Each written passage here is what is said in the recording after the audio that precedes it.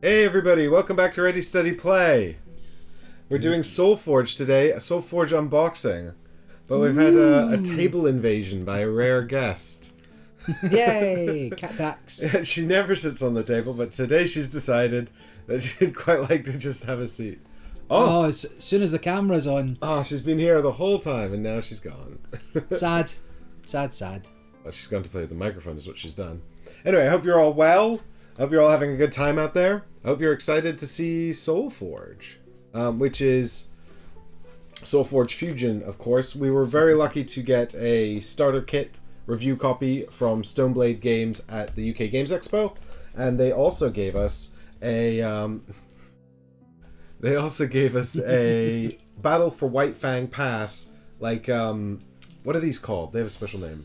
Well, I would call it an expansion or no, but like these are boosters, and the whole thing is called like a shelf or a stored display or something. Booster display, I would booster call it. Display, yeah. So they give us an entire booster display. So each one of these is 4 decks, one for each faction.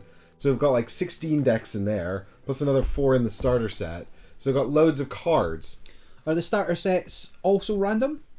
I think yes. Or pseudo-random at least, like maybe only from a smaller selection? Yeah, and so if you don't know anything about this, it's published by Stoneblade Entertainment, who made it as an app originally, and it was kickstarted some years ago, the physical copy of the game. Both, actually. The original app was kickstarted partially. Oh. Made about 425,000, which was only a fraction of what it cost to develop back in the day when Kickstarter meant something. But yes, both were kickstarted to see if there's any interest again, and there has been. Yeah, and it's sort of interesting as well because they got Richard Garfield to work on this, and he was coming off of Keyblade at the time. Well, Keyforge. Again, not accurate either. He worked on the original design for the app. Of well. this? Yeah, as well. Did he? Yeah. So he was one of the original designers. This is why we have him on, folks. Gotta have someone who knows well. something So it's not like they brought him in to work on the physical version. He already worked on the. He was one of the designers of the app version from 2016, 2017. And they've obviously revamped it to work more for tabletop. Because with the app you had 120 life, and in this one you've only got 50 life, because games on apps are obviously quicker. You still want that kind of fun, exciting part, so the cards are all being rebalanced to work more for the smaller life totals, but still get the same amount of fast-paced action with enough decisions to be interesting. Hopefully. I don't know. I've not played this one yet. Well, I think after they... Excuse me, sorry, folks. I got pollen issues. So after the original Kickstarter, the cards went pretty fast, and now they've got this sort of second set, which is out in the US at the moment. I don't think you can get it in Britain yet, but it's coming soon, the Battle for Whitefang Pass.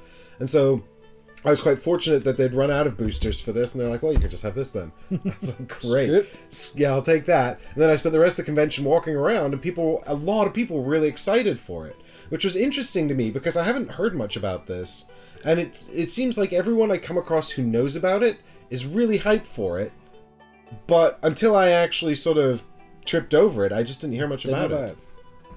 Unclear. I think Stoneblade obviously had bigger successes recently with Ascension Tactics. Right, they did Ascension, they did Ascension Tactics. I haven't played either. You never played Ascension? No. You've never played Ascension? Well, this is Justin Gary, who's the co-designer of this designed Ascension, right? I believe so. And I think at the time there was just quite a lot of deck builders, and I never got around to Ascension. Ascension was one of the first rotating marketplaces. Right. So it's in the vein of like Star 10 years old stuff. as well now. Yes, originally, and they've gone through various iterations on that as well. I think again for the app, Ascension definitely a go-to deck builder. Because you can just make all these crazy infinite combos, which you wouldn't want to deal with in real life, but work fine on the app when it does all the math for you. But yeah, I think that was more popular than this was. This came out. It was only live as an app for 7 months before they kind of announced it was shutting down. Kept alive for another year and a bit, and then it's been 5 years since. It's been about 5 years since I played the game of Solforge. Actually, that's not true. I broke out my old iPads maybe last year, and I found Solforge on it, and I had a quick game. Apparently, it still works against the computer. Oh, cool. So people couldn't play it against each other anymore? I don't think so. I think the servers are all offline. I might also be dreaming that I played it, but I feel like I opened the app at least. So, yeah. So, I didn't play Ascension, but I did play Shards of Infinity, which is also a deck builder. Yeah. I don't know if Justin Gary worked on it, but it's also from Stoneblade Entertainment. So they've got some tabletop games under their belt, and I don't know why then. For some reason in my mind, this is associated with Keyforge, and that might just be because they both got Forge in the name. Richard Garfield worked on them both, and they've both got this element of sort of procedurally generated deck. Yeah. You can't ignore the comparisons to Keyforge, particularly as Keyforge came out in the interim between the app shutting down and the physical version coming out. I think certainly Richard Garfield's work on Keyforge probably might have started the conversation up again for what Solforge has become, knowing that you can algorithmically generate decks and have them come out in a sort of quasi-balanced way, might have been enough to kickstart the conversation again. Because even when they shut it down sort of 5-6 years ago, they were always they were always keen to still do something with it. I just don't know if they didn't know how to make it work until the last couple of years. So the key, one of the key, I mean, aside, Jesus Christ. Oh dear. Thank God Barry's here. So one of the differences, one of the big differences from Keyforge, other than the game is completely different. I say completely different. It's different. It's significantly different. Is that Keyforge, of course, was one deck. You'd get a deck, and that would be the deck, and then you'd play with that, and it would either be good or it wouldn't, and that would be that. Each deck of Solforge cards that you get is 30 cards, and it is half a deck. And you actually only play with 20 at a time. You take 10 cards from one deck and 10 cards from another deck, and they go together, and the other 20 from both decks are upgrade cards that you get throughout the game. Yeah, so when we bust it open, we'll see, but every card has 3 levels, and the first time you play a card, it's a level 1, and then instead of, you'll never play that card again. You'll only ever play a version of a card once, because once you've played that card, you'll get the level 2 version, and if you play the level 2 version, you'll get the level 3 version into your deck. There's no discard pile that you shuffle back up from what's in play. Is always replaced by the upgraded version, if there is one. And you only play through 4 cycles, so it's impossible to have a level 4 card. And this is also kind of a deck builder in 2 ways then. It's very limited deck building at the start because you just combine 2 different things, smash them together, see if they work. Well, hold on. Let's be clear here, Mike. A deck builder is your Ascensions, is your Dominions. A deck construction game is your Magics, is your... Right, so this has deck construction, yeah, but only in a very, very small way. Yeah. And then it has deck building in the game. Not really. Well, no, because you've no choice in the matter. When you play something, you must upgrade. It just becomes better, doesn't it? So it's more sort of tactical choosing of the cards to sort of upgrade the right ones to take on whatever your opponent's got in their deck. Yeah, because you're not going to be able to play every card each cycle, each playthrough. You've got to decide what ones you want to have the level 2s off, have the level 3s off. Some cards go from super weak to super strong, and some cards go from really strong level 1s to weaker level 2s to really weak level 3s. So they go backwards. Yeah, they do still get better, but comparatively worse. Right, their level of escalation instead of going from more limited. 1 to 5 to 10, it might go from 1 to 3 to 5. I understand. I understand. So one of the key, I mean, aside, Jesus Christ. Thank God Barry's here. So one of the differences, I mean, it's very limited deck building at the start because you just combine 2 different things, smash them together, see if they work. I didn't get my... There we go. I didn't get my scissors. Alright, you just got to... There we go. I got it in the end. Rip. So quite very small package box, right, for what it is. Did they do a bigger box so you could store more decks in, or is this what you get? No, I don't think so. I think they were just like, there's a lot of deck box solutions out there. Yeah, work on your own. So we each get a mat. There you go. There's one for you and one for me. Ta. Oh, these are different to what I've seen. What are you looking at there? Tokens? Or... Yeah, so these are... so we've each got a little Solforge token here. I don't know what this is. Sun also token. Unclear. And then we've got these little... these are for modifying your attack and defense. So there's another element of this game that's slightly different. Cards have permanent upgrades and or permanent boosts. Permanent damage. Been a while since I've played.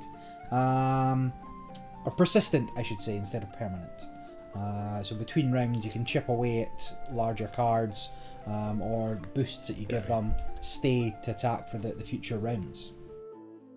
Right, but these were, I think, in the original printing, full-size mini cards. And they've downsized them to something considerably smaller. A full-size mini card? Is that a full-size mini card? And now they're a tiny square card. These were at least twice as big, I think, in the original printing. Yeah, the ones I've seen were bigger as well. And so now they've made them smaller. That's probably preferable because you can have them on the card. Are these our souls? Originally there was like a whole card for this. Well, what's this for? Yeah, is it green? I might just be thinking of like the Kickstarter version or something. Let's see. I mean, that's a very small token to require people to use. I suppose you can use anything you want, really. We've got some minion tokens here. These are double-sided. So there are 4 factions in the game, and each has some minions. So you just get some minion tokens. This is a robot. When a creature replaces this, give it +2 attack and +2 health. Cool. And it's got 2 health and 2 attack. And then they're double-sided as well. So you can use the Mega Gizmo on the other side, which is 5/6, and says when a creature replaces this, give it 6/6. Yeah, so much like in Magic or something like that, we're sort of battling entities, and I think now there is some lore about how there is a nuclear winter and the Solforge keeps people alive. I don't know a lot about it. Nor I. What I do know is that they're having official organized play tournaments. This is going to be a problem because that's not at all on camera. Well, hold on, let's... Correct. I mean, what if we put them right in the corner? I'm going to go and adjust the camera in a minute, and I'll leave you with Barry while I do that. Please hold. Please hold for technical adjustment. But would you believe it? Technical issues on a Ready Steady Play stream. This is the rare technical issue where it's actually about... Anyway, the point is... I need to get a glass of water or something. Dear. The point is that the lore... They've got quite a strong lore for this.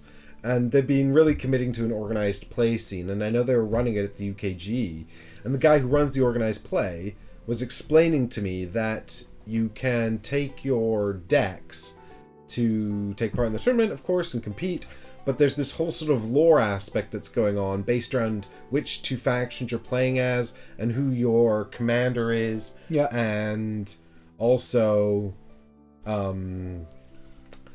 how well they all do and win. Is that like old 5R? So yeah, a little bit like that. Yeah. So where the multi-year sagas and cards will be printed based on who won at certain tournaments and things along those lines. Could be interesting. Could be fun. And also, like, not making the same, I don't want to say errors necessarily, as like early Magic, where there was no persistent story, and they had to retcon a lot of stuff. So coming in with a lore to begin with makes sense. Lightning Bolt. Spell Swarm. +3. Lightning Bolt. 1 mana. 3 damage. Classic. But they're just... These are like minions. Tokens. Yeah, minion tokens. This one's green, so you can look at it over here. Ooh. That's a jelly wisp. It's sad it doesn't have a special power, but on the back it's got Oak Father. And Oak Father has a breakthrough. I'm going to assume that's trample. Been a while since I played. I reckon that's trample. Right. So. Fine. So are we going to play with the starter decks initially, or are we busting straight into the expansion? I think we should open a bunch of stuff and then see how we feel. All right. Does that make sense? Makes some sense. I mean, I think probably if you're watching this, you will have probably played some Solforge Fusion already, and you want to see some of the new Battle for Whitefang stuff. Although you've probably seen it already as well. So here, this is a deck from. This is the green deck from the starter set I've got here. So is that 30 cards? Yeah, 30 cards. Plus so there's 10 level 3 cards, 10 level 2 cards. So it's 31 cards. Nope, it's 32 cards. It comes with another gizmo. It comes with Nova, who is a Forgeborn. Forgeborn. Thank you. So how do you know all this stuff, Barry? It's written on the map.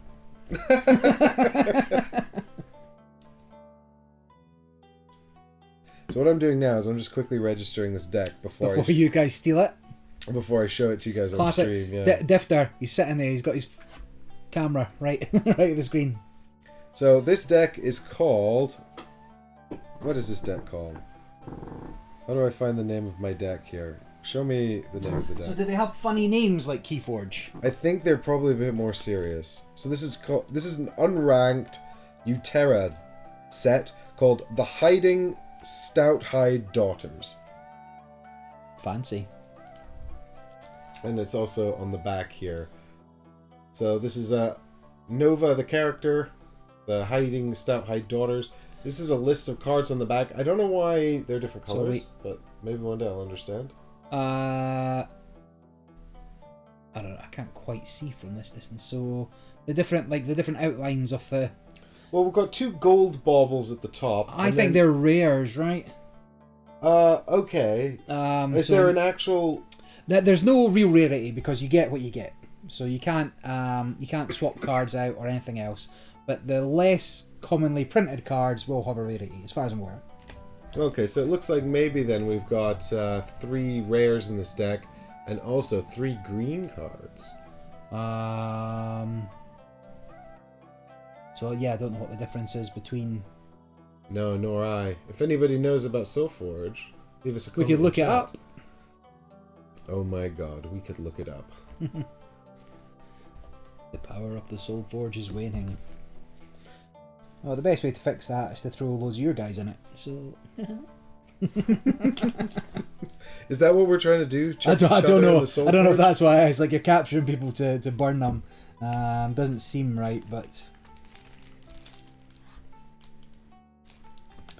Oh look, this one's got some keywords, so it comes with a little handy keyword thing in the actual deck.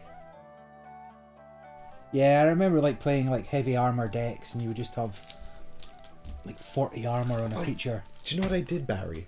I got Tell me more. There was a guy on BGG, and what he did was he made a list of like the cards from the first everything set. you need to know.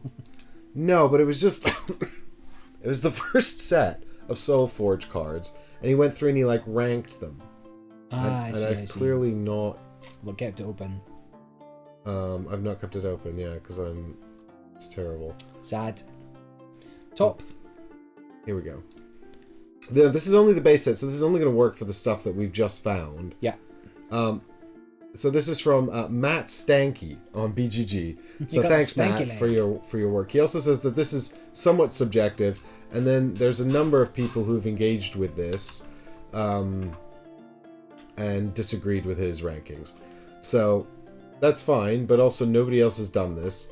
It's possible that if you go into their gameplay app, you will find lots of really useful information that I've been unable to access because I haven't done that. So this is all I've got to go on, is whatever's on BGG. But here we go. So the If Okay, that's a lot of cards to go through. It is a lot of cards to go through, so we probably can't do this for every deck. But what we can do is maybe just check out check out the rankings on this first one that we've picked up here and see what What's it good, looks what's like. bad. Exactly. So what we've got here is that's illegible. So we've got the camouflaged Ravager. That's all 10 cards, right? With the 3 levels. So that's your 30 card half deck. Right. Yeah, well, because presumably the card sort of paths are the same or whatever, right? Yes, you mean like from the level 1 version to level 2. Yeah. As far as I'm aware, they don't vary.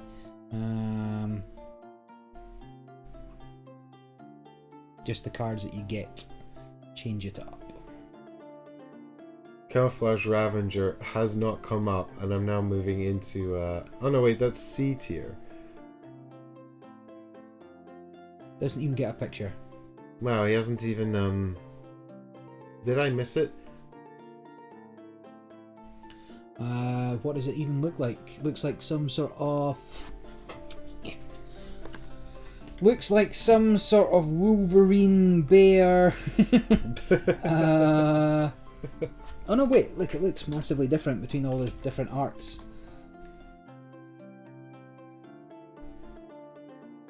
Combat Polymorpher, is that a completely different card? Oh yeah, because these are all the level 3 cards. It's called the Camouflage Ravager. Yeah, certainly in the level 3 it looks like some sort of bear Wolverine thing. Yeah, I mean, it looks pretty neat. So I've just done a search on the site for this thing, and it hasn't come up. So therefore, I can only imagine that there's either been additional cards since he made this list, or I'm just doing it wrong somehow. Well, the alternative is, of course, that the starter decks are semi-random, and he's only done it for his one. So if you assume that all the decks are put together via an algorithm, there's no real reason why you couldn't have the more basic cards for a starter set also be semi-random. Yeah, the other thing I actually don't know is how much of a card is random. Like, is this Camouflaged Ravager the same in every deck? Or does the card change? So. Because having...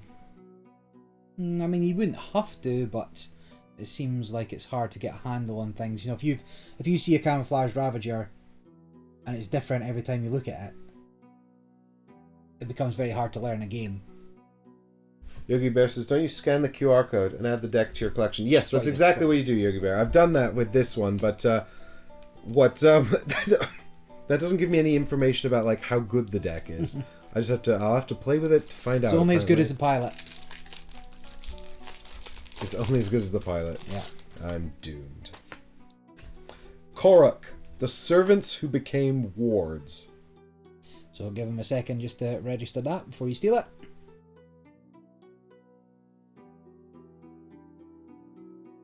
Yogi, if you don't have the game, yeah, we're only opening it for the first time. I've only played the app in the past, the distant past at that. Alright, so this one has also got 3 yellow cards. You gotta assume they're somewhat evenly distributed. Like, what it means is that they've got lines around them versus no lines around them. Unclear. Unique deck. What is that? 508,000 alpha set. Oof. So there's like a there's also a all right. So Korok is here, an angry-looking guy. No focus for you. Yeah, he doesn't want to be in focus. He's mad. There we go. They're gonna take my photo. So what's interesting as well is like these guys will have sort of different abilities. I think they've got 4 abilities for like each slot, so those will change up and change around as well. So like not all versions of Korok are the same. I did not know that. So if that's the case, then perhaps there's some possibility that the individual cards are different.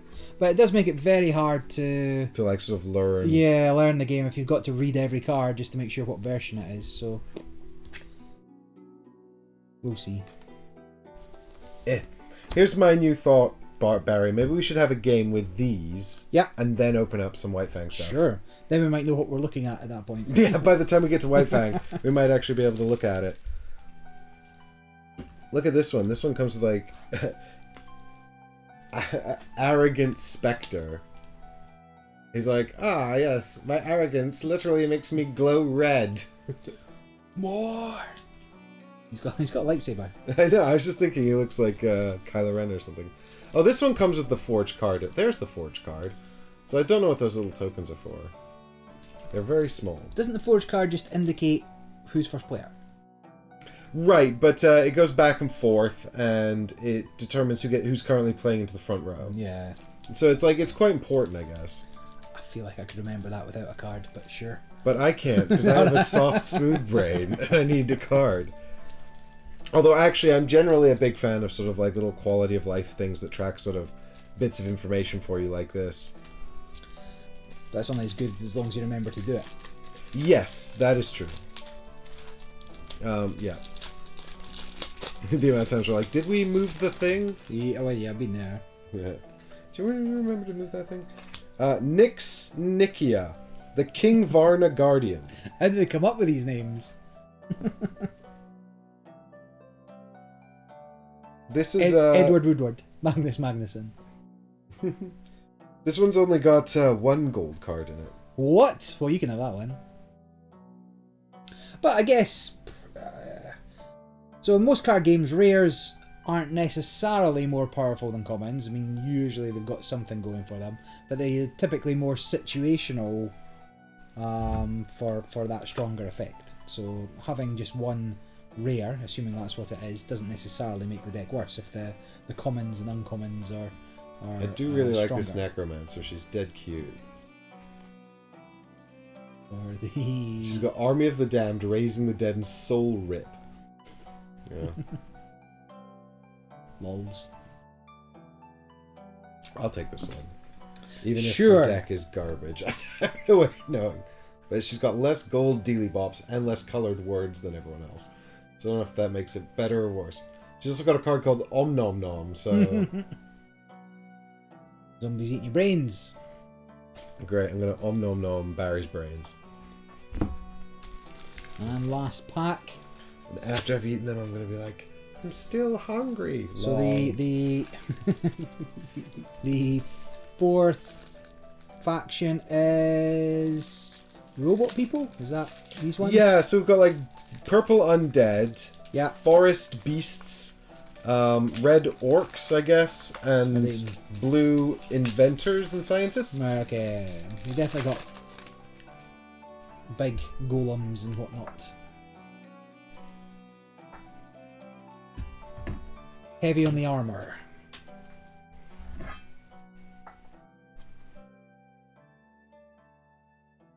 This one's called Armorer's Major Domus.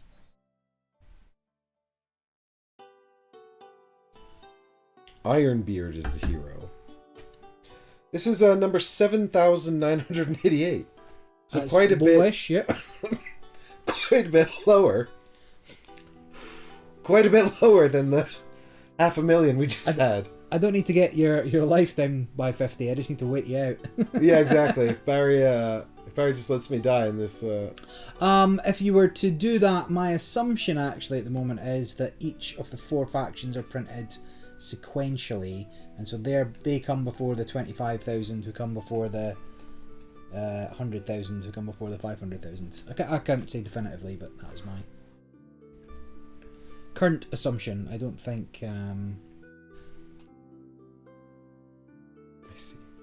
But perhaps not.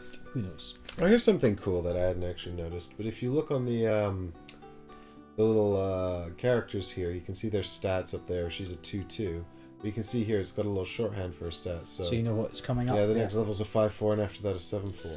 Yeah, because you can't hover over them in real life.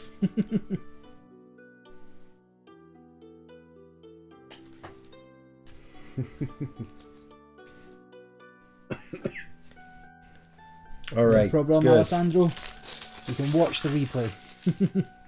Yeah, come back and see what happens next time on Ready, steady, play. Right, so I got this. All right, so Right, you need a setup. we've got our 4 factions here.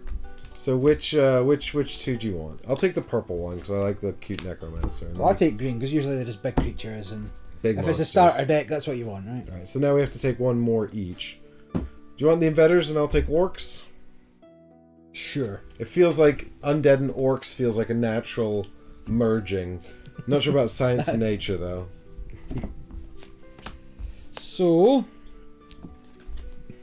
and you get 2 commanders effectively, so you got to decide which one's best. Yeah, because you get 1 commander with each of the 2 decks you're combining, but you don't use them both in each game. You'll just just pick one of them to use.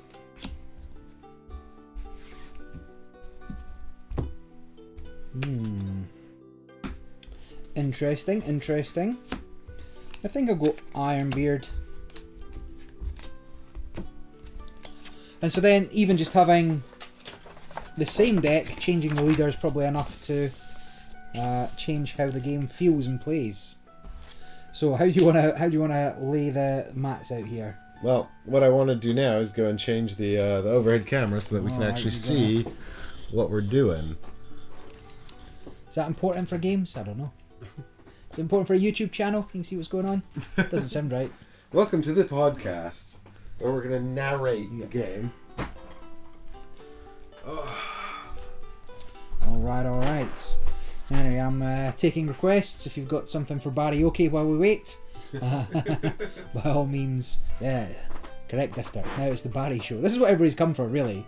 Not to hear you cough for the next 40 minutes.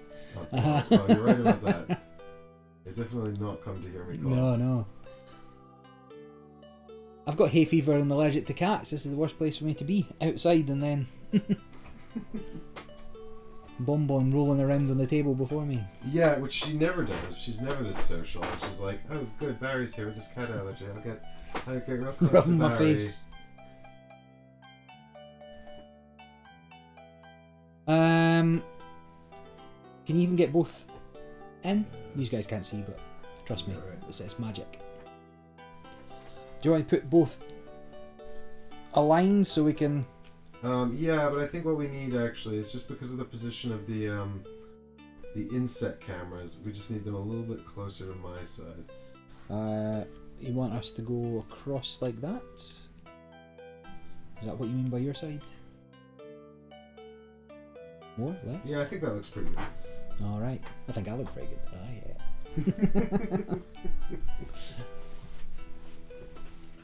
See, Right. This is what you'd get when you do proper unboxing. You don't even know what's in the box. I was like, I hope there's 2 playmats. Yeah, thankfully. There is. So, shall we go I forgot to over... reorientate the monitor. Now I can't see what's happening. You can see what's happening. I can see what's happening. This is I fine. can't see what's This is fine. happening. Listen. You just got to imagine. So I'm going to shuffle up. I guess we better talk a little bit about how you play. So, your deck is a fixed limit of 20 cards. So that's your 10 level 1s from both of your starting packs. Those get shuffled up and then you'll draw 5 cards to start the round. On your turn, you get to play 2 cards sequentially in case you've got abilities that come into play. And it is functionally a lane battler. What you're trying to do is put your creatures down to attack the opponent, or play spells to attack the opponent, and bring their life total down from 50 to 0. First person to do that wins. On your turn, you're playing to the front of these rows, and if you're not, surely it's just showing who's active if you're at the front or the back, right? Well, yeah, if You can only attack from the front. So yeah, you only something like attack that if you're in the front position. Yeah. And you can only play into the front position if you are the one with the Solforge active or you have a keyword aggressive. But if you're in the back position, at the end of the turn, you'll move to the forward position. Yeah. So that's at the end of your turn. So I've got, for example, I have an ability.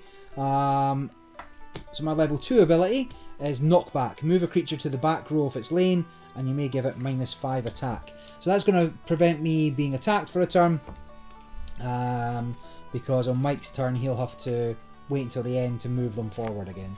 So I've taken the cute necromancer. I actually thought the orc guy's abilities might have looked a bit better, but I took her because I wanted the cute necromancer, so now I'm going to take her.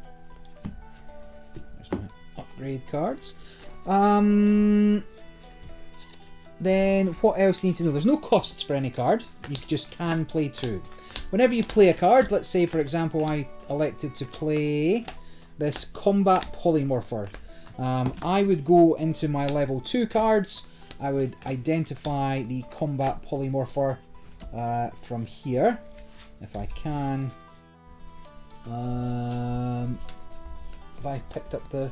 How do you know what ones... Oh yeah. Have you done it like that? No, yeah, well, don't worry about it. Yeah, I'll figure it out. So I would get the level 2 card out of my deck, and I would put this one into my discard pile. This never comes back to hand, never comes back to deck. Well, it might come back to hand, it's got an ability or something that does it. But traditionally they go get yeah, banished. when this gets done, when it gets defeated, it will go to the banish pile, and instead I'll have my level 2 card. When that gets cycled round and I play my level 2 card, I'll fetch my level 3 card. That'll go to the discard pile. And so each round, or each series of round, each stage, shall we say, I don't know what the actual wording is, the cards in your deck get It's called a cycle. better. A cycle, is it? Okay, fine. Well, it's turns, and then after 3 turns, that's the end of a cycle. Yeah. So the reason it's 3 turns for the end of the cycle is because you get 5 cards each turn. You discard at the end of your turn. Is that? Yep. And you never play the last 5 cards in your deck. And remember, your deck size never changes. So you'll always play 5, then 5, then 5, or you'll play from 5 and 5 and 5. Then you'll take all the cards that you've upgraded in your discard pile, you'll shuffle them in, and we'll move up a level for the game. And that's going to allow us to use our abilities on our leaders. I don't know where people can see the leaders again. So there's a level 2, a level 3, and a level 4, and that is to do with how many times you've shuffled your cards. So once we get past the first cycle, you'll have access to your level 2 ability, and this is a one-off. So you just tap exhaust so anytime him. during those 3 rounds, you can use your ability, but only once. Yeah, and then he'll refresh when we move on to the next level. Yeah. Now, I've now set this up so that you're going first. Would you like to be first player? I'm fine with being first. So, I get 5 cards to... You want to cut? No. Alright, fine. You're cheating at Solforge. Yeah. Super. So now, unfortunately, for any new game, I have to have a quick read of the cards. So this is probably the least fun part. So just watch us sit here and read all the cards that we haven't read yet. So here is a bananas card. I might get you to show an actual camera banana. this one. So this is a 1/1, arguably the worst stats in the game. But if you can zoom into their future levels, level 2 is a 110, if you can see that. But level 3 is a 30-32. Wow. So this game scales up. So this one goes from being a weenie to being a big boy. Yeah. Alright, so really we just don't play it then. No, because I want the 30-32. No, remember, but I don't want that. You only have 50 life. So, oh yeah, where's our life counters? I got some... do you want the illegible dice or the legible dice? Well, you have the legible dice because your life will be getting affected more than mine. So 50... You don't get 50 spin downs, so we'll do it this way. I would like a look at the minions just to see what they do. Not much is the answer. They're pretty grim. That spell... Now what's activate? Is that on the attack or is that on... No, so I think activate is exhaust. Okay. So it's once per something. cycle, or is it once per turn? I think it's once per turn. Let me just have a quick look here. Barry aiming for a quick match. Yeah, well, I think it's supposed to be pretty fast. It should be about 30 minutes, I would guess. Actually, it'll be longer because we're chatting and we are reading the cards for the first time. And we're showing I think a normal game, like the app, you'd be done in 7 minutes maybe. I would think a normal game of this, once you know all the cards, would be 20 minutes. I think for us, we'll probably be 35, 40 minutes. Because we don't know what anything does, we don't know any of the keywords. And we've never played before. Right, well I'm going to play that weeny little 1-1 to get the 30-32 guy out later.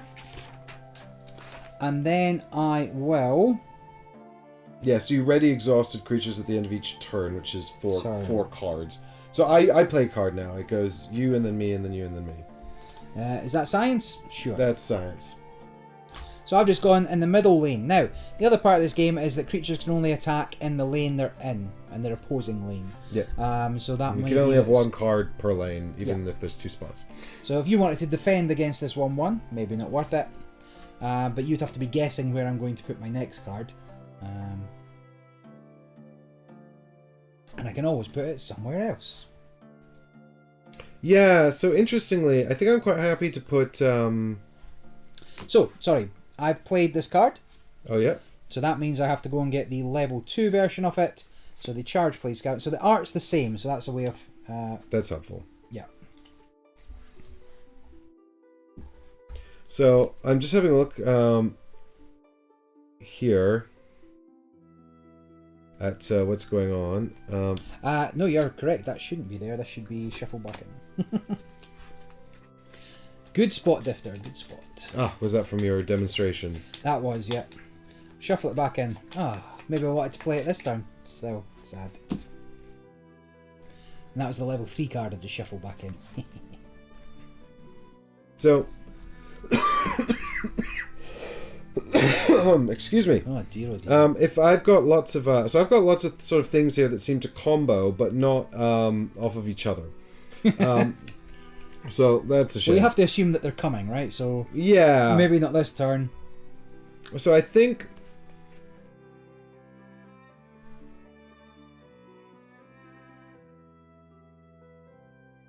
what I'll do is I'll play the Volcanic Caller into this spot here.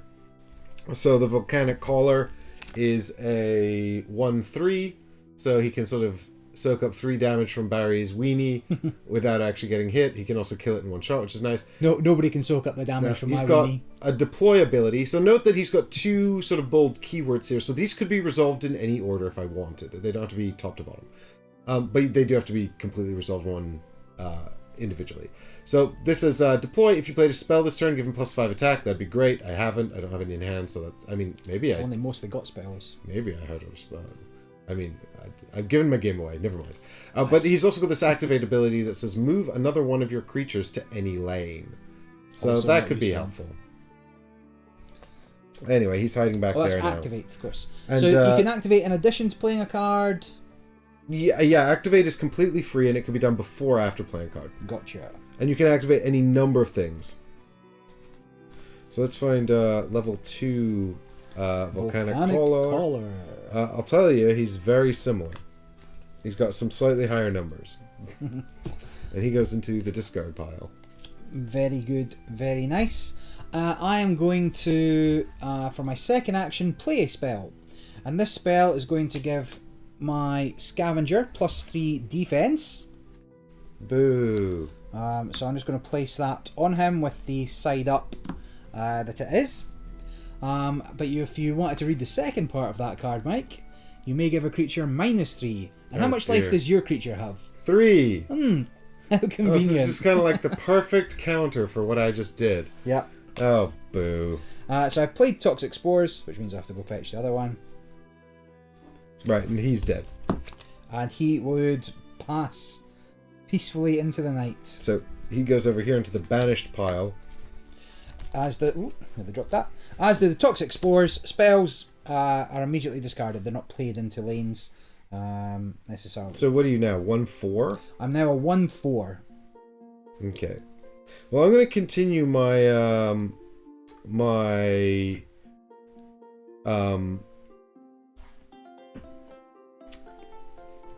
I'm going to continue my track record of coughing into the mic. This is a turn, right? No, this is an action phase. Oh, this is an entire turn. Tell me more, tell me more.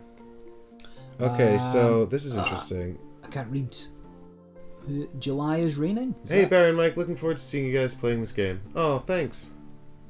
That's Leanne.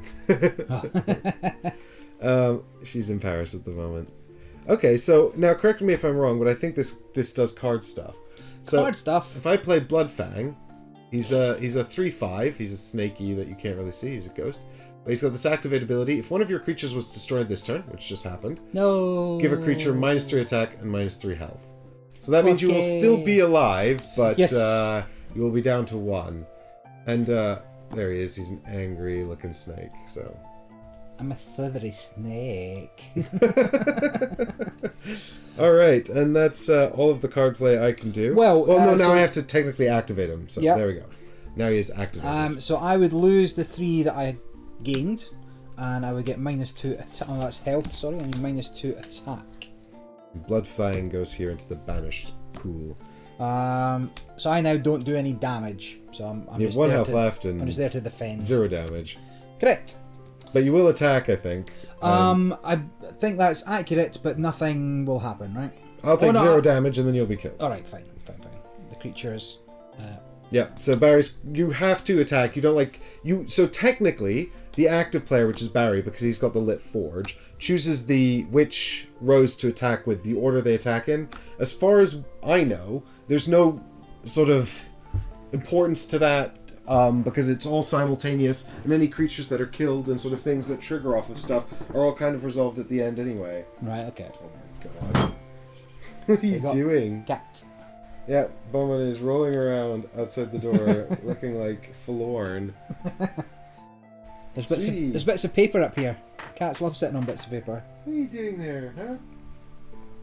Yeah, a big yawn. Well, are you coming in or are you going out? Big stretch. Go decide, because I'm closing the door. I have to go play with Barry. Bye! So that is... That is the end of turn 1. Yeah, so then I would... Flip, so there's, the steps are as follows. Let's go through the steps. At the end of the maintenance phase, we discard the remaining cards in our hand to the discard. Done. We put back row creatures into the front row. Done. We ready exhausted creatures. Done. Pass the forge deck to the player who doesn't have it. Done. And then there's an end of cycle phase that we don't have because this is turn 1 of 3 in the cycle. Yeah, so we get 5 new cards. Yes. Now, out of curiosity, are there any other tokens? Any other tokens? Correct. There's Mindless Zombie, Spell Sprite, Gizmo and Wisp, and then each one is double-sided, so there's like a beefed up version on the back. More the pluses and minuses, because my inventor people have armor, which is not accounted for here. That's true. It is possible to gain armor. Armor works like temporary hit points. It refreshes at the end of each round. And as far as I know, we don't have any way of tracking it other than with these white dice that I've just got. Yep, sounds good to me. Okay. Alright, so I'm going first this time, aren't I, Barry? Yup. That's amazing. What is this? 5. I'm gonna share this with you guys. Look, this is Combat Rex. Creature Dinosaur, 5/4. Aggressive and breakthrough. Activate. Give your other dinosaurs aggressive. But I don't have any other dinosaurs. Sad for you. These cards are much better than the first 5 cards I had. Like, if you told me these guys were level 2, I would have believed you. This is cool. I might actually play this. So let's have a think here. What am I going to play first?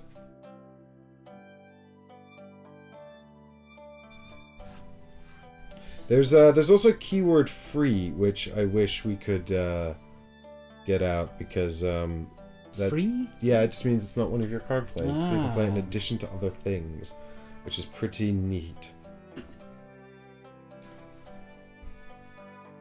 This is very cool. I don't know how you could... Oh, I see how you could trigger it. Okay. Fair.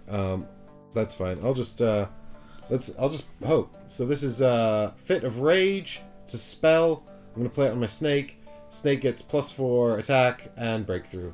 There's some bottom text, but it doesn't matter because it doesn't trigger. It says if this is the second spell I've played this turn, then I can target 2 creatures with it instead of 1. So I shall banish that. I shall have a +4 attack token. Oh my, so yeah. There we go. Green. +4 attack. Yowzas, hitting for 7. And it's got breakthrough as well, which is trample. Alright, alright. What does stealth do? Oh, nothing. Don't worry about it. I'll check for you in a minute. I just need to find Fit of Rage. There we go. Fit of Rage, level 2. Alright, so. Stealth. A creature with stealth does not engage in combat with creatures in the back row and will instead attack the opposing player directly. Okay. So, if you play them into one of... Well, unfortunately for you, you're on the back foot this time, so you'd have to play them into your back row anyway. But next turn, if I did not play a defender, I would get... Oh no, I couldn't play a defender next turn. Because they would be in the back row and thus ignored by stealth. Yeah. So I'm going to make things a little more interesting with my Venerable Assassin. Did you upgrade your card? I did. Okay, just check it. Oh, yeah, the spell, yeah. No, I meant replace it with a level 2, but yes. Yes, yeah, that's right, yeah. Okay. It's the same, but with bigger numbers. Are you sure? Yeah. I don't see a Broodfang in there. Oh,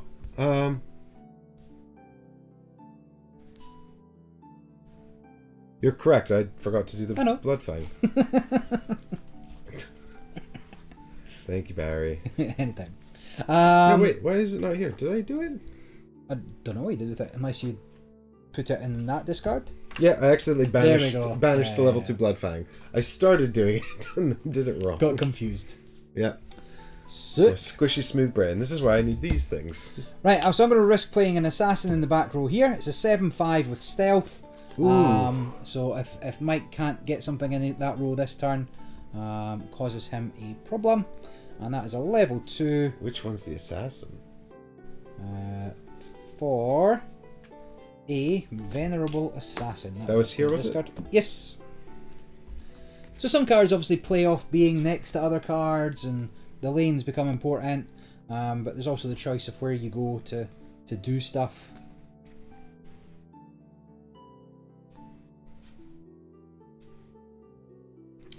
Very interesting. And that's 7/5.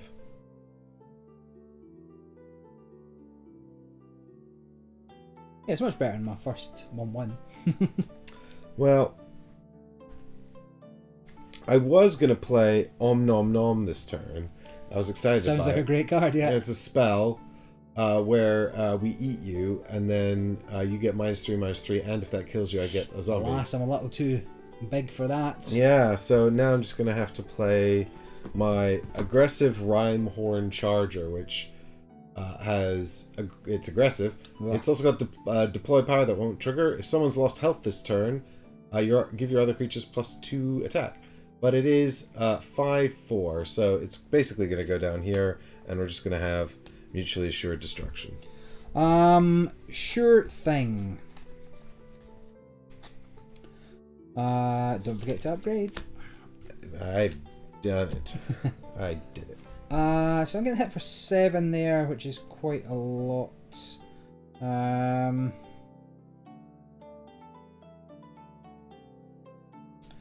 I think I will also just even things out. I'll play the Combat Polymorpher. Now, on deploy, you may replace an enemy minion with a Wisp minion, but you don't have any minions, so all I need to really do there is to upgrade the card. Because minions, because wisps are crap. Correct, yes, a 2/2. So actually, I don't want wisps on my side. I want wisps on your side. Come on, camera, work with me here. Focus. There you go. The Combat Polymorpher, which is a 4/7. Yeah, so the 7's the more important part there. But you've got breakthrough, I suppose. So you're going to hit me for 3 at least. But that's life. Yeah, I break through on both of them, but this one's... oh, it's got 6 damage, so I'm going to hit you for... They both have breakthrough. Yeah. Because that got breakthrough off of the spell. Yeah. And that... No, that doesn't have breakthrough. No. What am I talking about? It's got aggressive. I'm just mad. This is about Barry. Oh, my cards have double damage. Double strike. All my cards have double strike, yeah. First strike, double strike, and mutilate. Okay, so that's the end of all that. So I think we're time for attacking. Yep. Okay, so... But effective death, right? Yeah, I don't think there's any particular order in which things need to be triggered here, so I think they're both dead, and you take... 3 damage. But we must note that I also take damage in response, so how much does the... How much do I take? 7, so that kills the... Yeah, and 7 as well. So they're both dead. Yeah, so... So everyone died. Even Kachansky. 40... Banished from the game. 7. But first bloods. Good work. Huzzah! Everyone's dead. Good. And then we will go through this end process again. These are discarded. We draw 5 new cards, and these are swapped. And things ready if that if anybody was even remotely alive. And then after this, we will also have the end of cycle.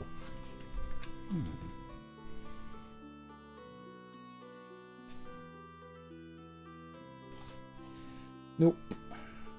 There's 3 damage I did to it, was it? To me. Yeah. Yeah. Because you got 3 for 7, it had 4 life. Yeah. Yeah, but I got 3 for 1 on the other one as well. You didn't have breakthrough on the other one. I didn't have it. Oh, fuck. What are you talking about, mate? Yeah, oh my god. Barry, help me. It's so hot, and I'm just in trouble. So, let's have a think. I'll just have a look at the upgraded versions. This is cool.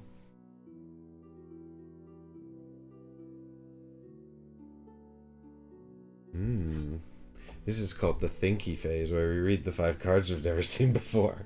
So I'm going to try this, see what happens. So I have an Armoured Inventor, which comes with... It's a 2-2, which isn't very good, but it comes with 2 armour, which makes it a 2-4 for a turn at least.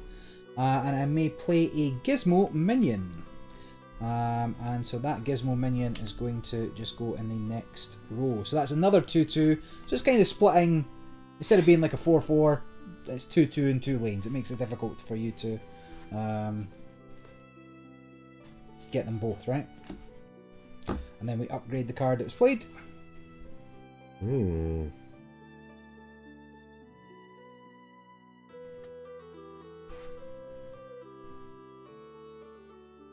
Oh, this is cool. It's a shame that I can't really use it the way I want to use it. Why not? Because you don't have any other minions out.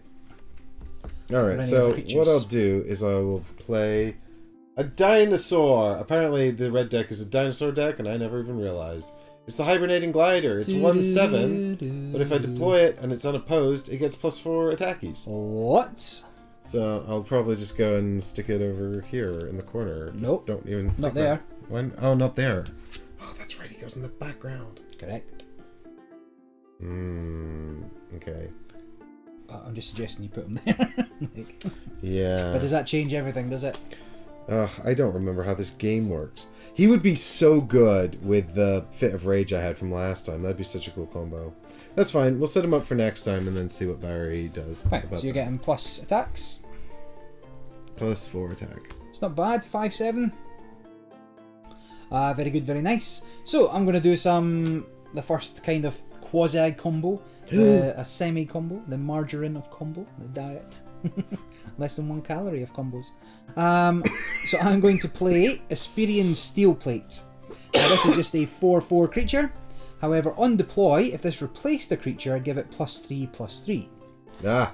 Now, the gizmos also have an ability on them. When a creature replaces this, give it +2/+2.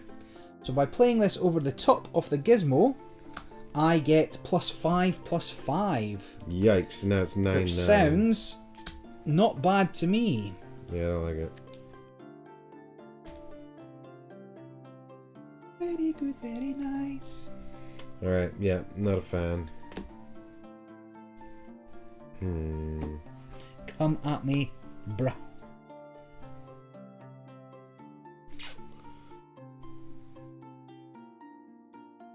Do you have the answer? Destroy target creature. That'd be nice, wouldn't it? That would be good, wouldn't it? Yeah. I'm the Necromancer after all. Oh. Oh yeah. Well remembered. I would be so embarrassed if I didn't put my card in. I'm just now checking my Upgrades, yes. Some good stuff in there. yeah, I'm checking my upgrades because I've got a card that sort of lets me access these. So not access them, but do an upgrade that's not necessarily Part of the rules. yeah, not it lets me upgrade out of sequence. So Okay.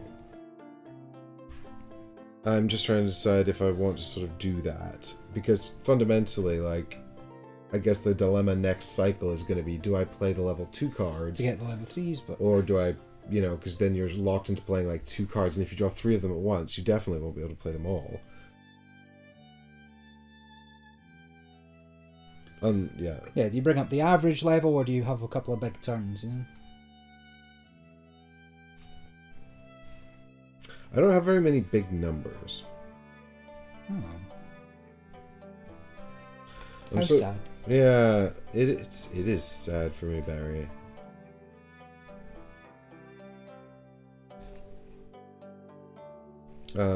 Right. I quite liked this one. It's also one of my favourites. I don't know what he's talking about. You have no idea what I'm talking about. Oh. Lols. Oh, okay, yes, I see how this works. Okay, cool. So yeah, I'm gonna play I'm gonna just play the ossuary mech into here. So the ossuary mech says Says what? it's 4/4, and when it's destroyed, I upgrade a level 1 card in my discard pile. That's not bad. Not bad. So upgrades itself and... Well, it's gonna die, so at least I get a bonus. Yeah. Cool. The stats aren't too bad. Don't forget to upgrade it itself. Yes. So I will say that's one of the downsides of the physical version, right? Having to... whilst it's part of the game and it's a good part of the game, it is... I do quite like picking up the Awkward-ish. cards and handling them.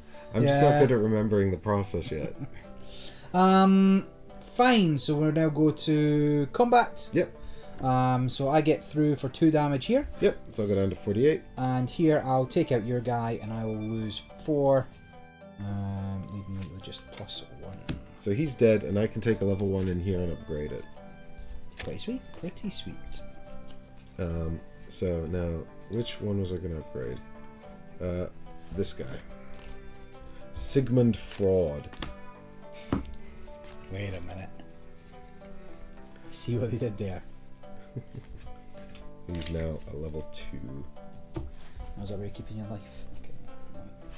I'll do similar, not that anybody can see that because the colours do no. not contrast particularly well.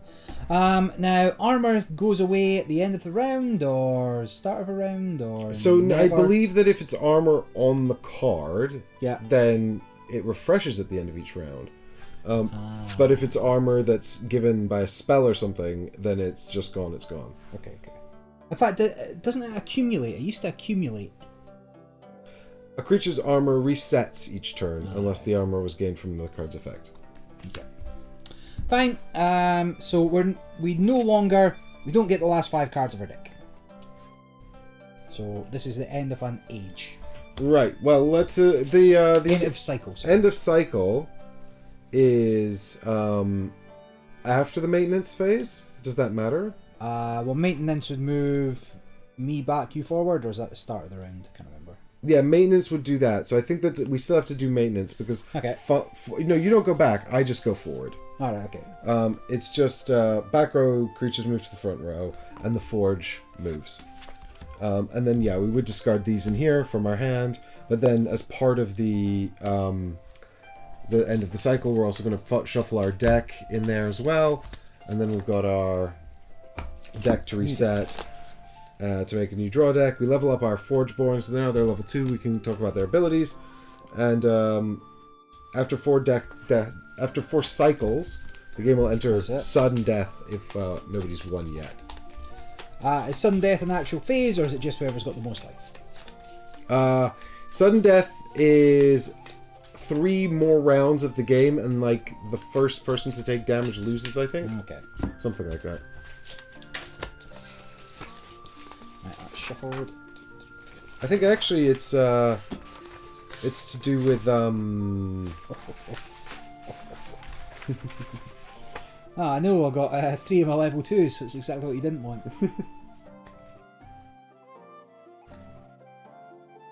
I got 4 of my... No, I got 3 of my level 2s. Not that bad.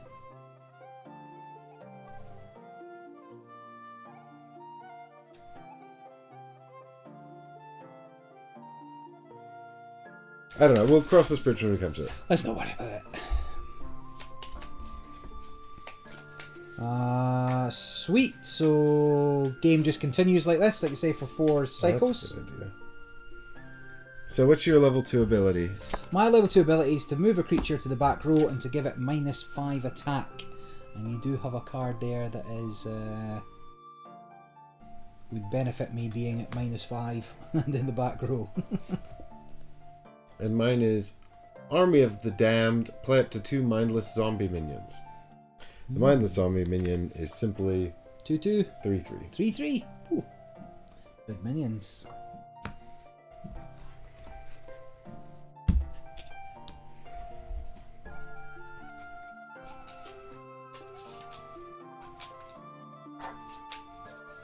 So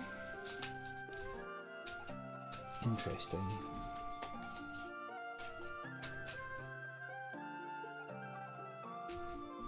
Very interesting. Okay, here we go. 1, 2, 3, 4, 5, and let's see what we got here. So theoretically, this armor would come off, but I'd get it back because it's on the card. Or it'd reset to 2. Yeah. If it was below 2 or whatever.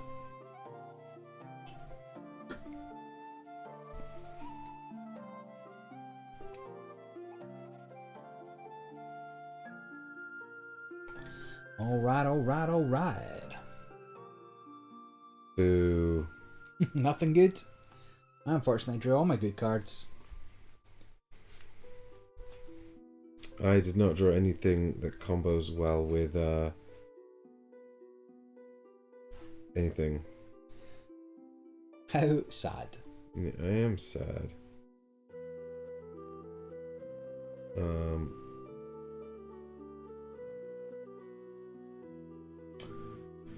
We on 5 health now? Yup. Can Well, take that out. Easy. But I am alright, still don't punching even, for 9. Don't even... Oh, actually, I don't want to do that yet. That's fine. We'll put... Oh,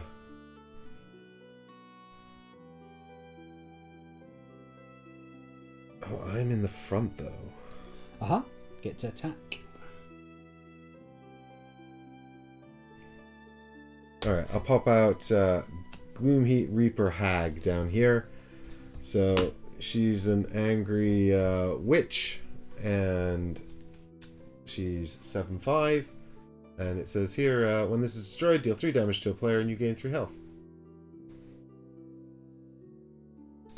Very good and very nice.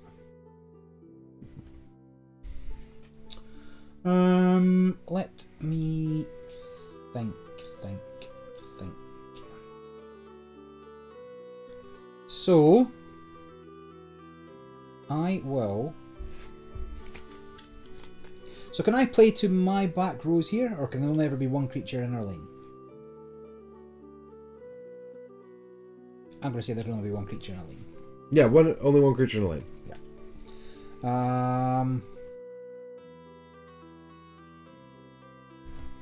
I will...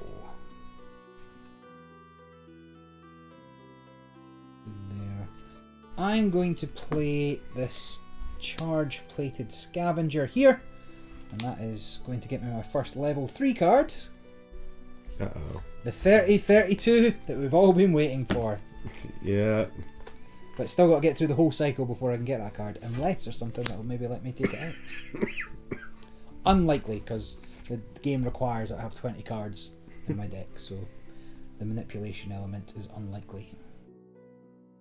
I suppose I could swap it. Okay, so I'm going to... I think what I'm going to do is I'm going to play my Army of the Damned power. Whoa! To get my mindless zombies into play. So is she 4/2? Or she's 2/4. effectively 2/4, 2/4, right? Alright, so here's a 3/3, and here's another 3/3 there then. I think I'm probably just not going to worry about that guy. And then I will play my spell, the Chant of Umbruck. All your creatures get +3/+3. If you have a dinosaur in play, give one of your creatures breakthrough this turn. Yowzers. So everybody's got +3/+3 this turn. Was that no, temporary? everybody gets everybody gets +3, sorry, and then one creature gets... breakthrough. Yeah. So, +3, +3, +3. There's not really enough tokens for this. They flip over? They'll flip over, yeah. There we go. And then I can pick one thing to have breakthrough, which I think will be our Gloom Reaper Hag here. Yup. So I'll just leave that like that to remind me because I'm dreadful. I'll put that over there. I've still not unlocked a level 3 yet. Apparently I played all the wrong cards last cycle.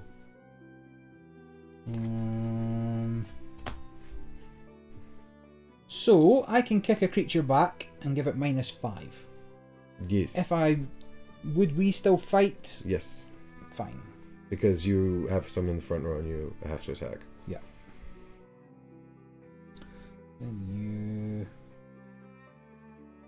No, yes. Because the attack is not based on who has the lit thing. That's just yeah. determines where you place them.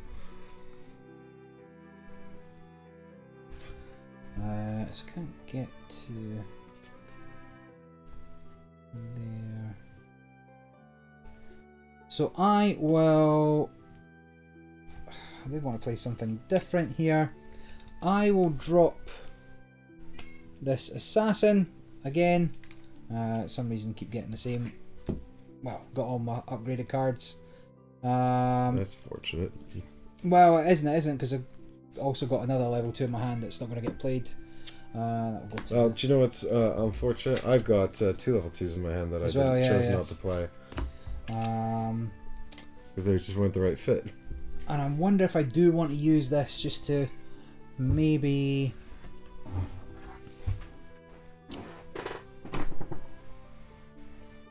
Alright, here's my plan. I will use my ability. So, exhausted there. I'm going to kick him back to be -5. Hello! -5. Back row. No! Come on! Oh, she's having a right snooze. She likes this die. Oh, you never normally come here. What's the matter with you today? You're very social today. No. Well, she's hot and bothered. I just assume that I destroyed all your guys. Makes yeah, sense to it's true. me. She has destroyed my side of the table, so I think my army's in absolute shambles, and Barry wins the day. Congratulations. Lols. But that would be the end of the round there. Turns out it's the end of the game. Well, we have to resolve combat. Is that possible right now? It so is, you kicked a mindless... Oh, she's destroying my mindless zombies. Bad news, everyone. What's it called? The King Varnia Guardians were no more. They were short-lived, used for half a game of Solforge, and then they were destroyed. Any good? Want to play with these ones? No. You want to go chase those ones? Some stringy bits over here. What about an elastic band? Oh, she loves elastic bands. Want to go get the elastic band?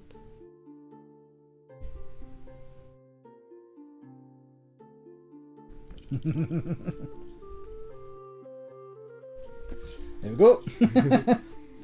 Distraction techniques. Nice one. Good job. I'll see if I can restore order to the battlefield. I don't know. What was this? That was nothing, right? No, that was here. So you're +3 here. Oh, is this your -5? So I gave -5, kicked you to the back row. Right, so -5. So you were +3, so you're -2, yeah. So you're only doing 1 damage. Right. But since I refreshed my armour, I figured over time we'll just end up getting killed. These two will just be locked in for 2 turns. Yep. So theoretically you get to choose, but I don't suppose it particularly matters, right? I have nothing that triggers on No, I don't think so. anything bad happening. So here we would cancel each other out. Right, your 9 So I'm kills hitting my for 7. 9, and your 8 kills my 7. Yep. So they just go away. Here I do 1 damage to you. Yikes, down to 47. Here you do 1 to my armour, and I do 1 to you. This could take some time to actually kill you, but that's fine. No, you do 2 to me, don't you? Oh, I do 2 to you, correct. So you've got 1 left. And then here I kill you, you kill me, but you get through for an additional 6 to my life. 5 to your life. 7, 10 minus... Oh yeah, correct. I have the +1, so these are... And then this guy just hits you for 6. And then another 6, so it's going to take me down to 36. I think there's a shark under the table. These get discarded. I become the active player. And away we go. This guy walks back up to the front for what it's worth.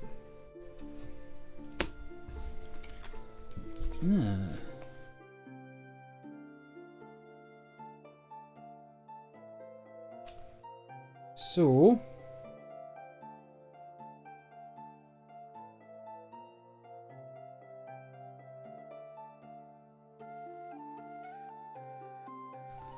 odd. I think I want to... That's no good. That's mid. That's mid-tier at best. You're hitting for 6, but you're only defending for 3, so could I get something small there to... Oh, she's done here now. She's like... Yeah, this wasn't half as exciting as you thought. Yeah. That elastic band really became uninteresting once I got off the table. Yeah, okay, I'm going to trigger this. So I'm going to play a Shroud Thorn Splicer, which is a 4/4, but the deploy ability is you may replace one of your other creatures with an Oak Father. And if I do, I also have to sacrifice that. So that it's not technically destroyed. This is important for the purposes of text, so it's replaced. Yes, correct. So nothing triggers off the... Oh, if you do destroy this... Yes. Oh, yes, okay. So this is destroyed. Right. So that's replaced, but this is destroyed. Okay, so you got Oak Father, who's 8/8 there. Yeah. Okay. Well... With Breakthrough. Alright, and now it's me. Yup. Alright, so I'm going to play Sigmund Fraud, who is my... sister. Oh, no, I've turned it off. Here we go. So he is an invisible scientist. He's 8/7, and he's aggressive, and he can be activated to give my zombies +2 attack and make them aggressive this turn. So, there you go. That's what he looks like. And he's going over here, unopposed, I think. +2... What's aggressive? Attack from the back row. No, it means they're in the front row. They just go straight to the front row. Yeah. That's why I've put him in the front row, because he's aggressive. Sure. My second action will be to play Lycian Rain. So I can play a Wisp minion and give all my minions +1/+1. Now, it doesn't particularly matter. They'll be dead in a moment anyway. But let's follow the instructions. And then I can finish out the upgraded version to put into my discard. And which I need to do for... I'm going to stop reminding you, so we've just got level 1 cards by the time we get to the end. Yep. Seems reasonable. There we go.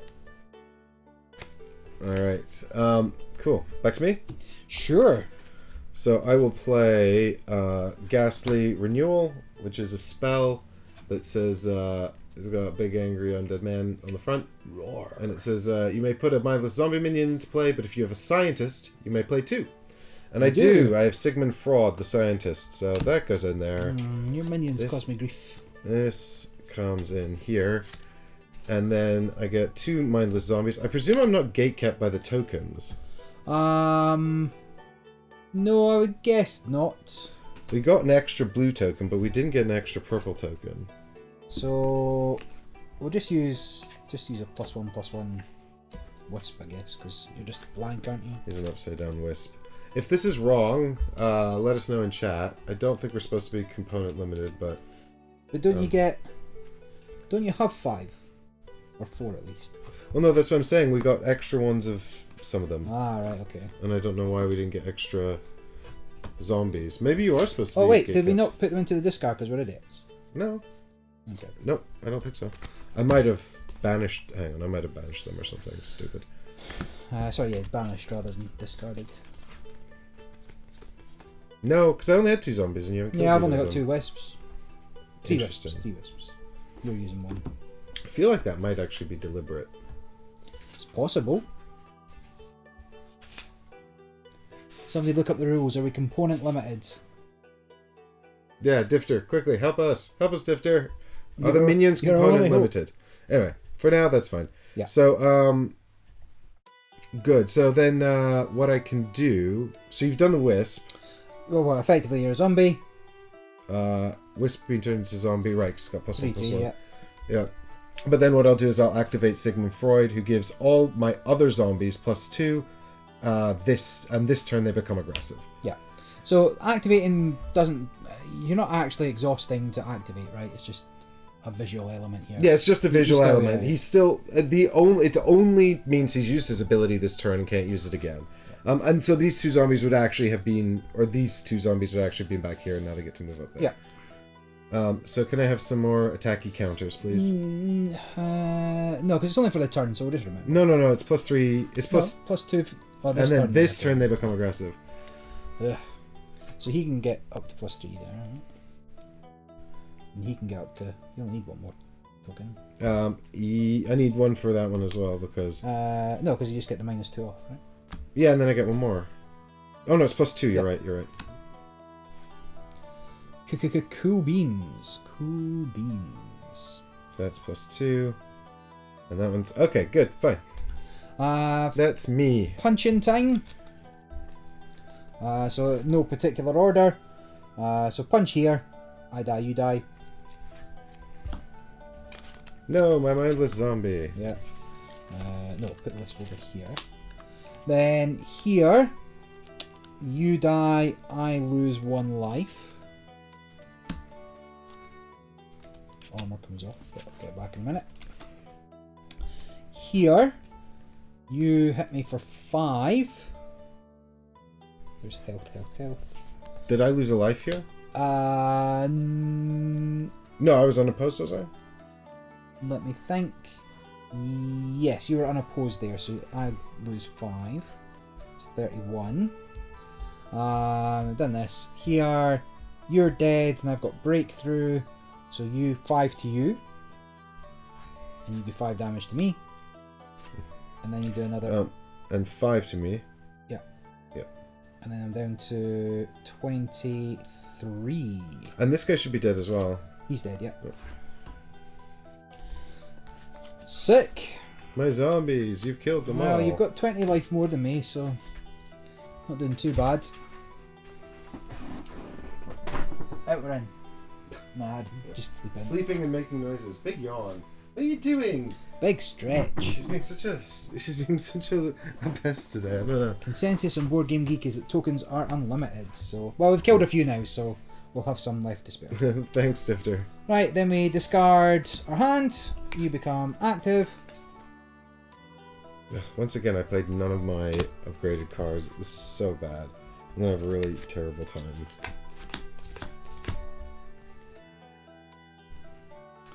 Yeah. I presume mobility lets me move lanes? as an action.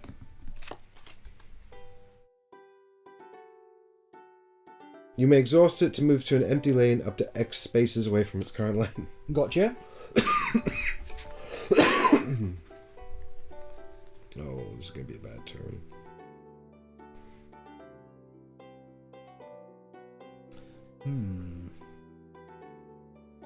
Trixie. Get 2 armor back. Okay, I'm supposed to be aggro man, right? Yep. Aggro man. One of the lesser known DC characters. Image Comics. Dark Horse.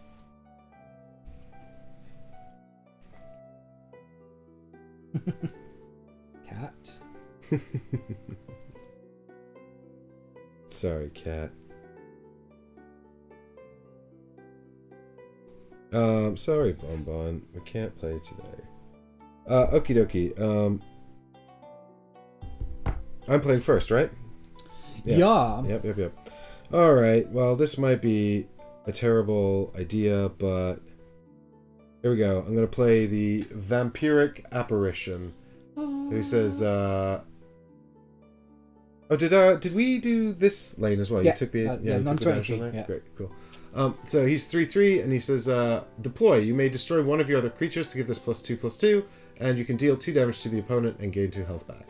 Ugh. So he'll go down here and he'll consume the other zombie, Yeah. which is a shame, but then he gets +2/+2.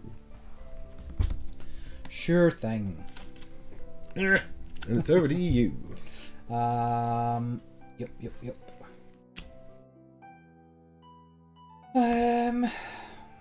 Which does not make him especially exciting, but it is what it is. Oh, and then, yeah, did you take the 2 damage? I did. Cool, thank you. Fine, I'm going to Toxic Spores. This is a level 2 spell. I'm going to give you -6 health. I'm dead. And I'm going to give this guy +6 health, which makes him slightly better. So that goes to the discard. I'm going to have to fish out the level 3 version of Toxic Spores. Toxic Crusaders. How do I get rid of Zygmunt? Alright, back to me then. Alright, and I'm going to play the Scourge Hydra. It's 5/2, and it's got a deploy ability that says, if one of your creatures was destroyed this turn, destroy a level 1 creature on your opponent's side. So I'll just, I don't know, pop it down here and I'll kill that thing, yeah. How sad. How can I live if living is without you?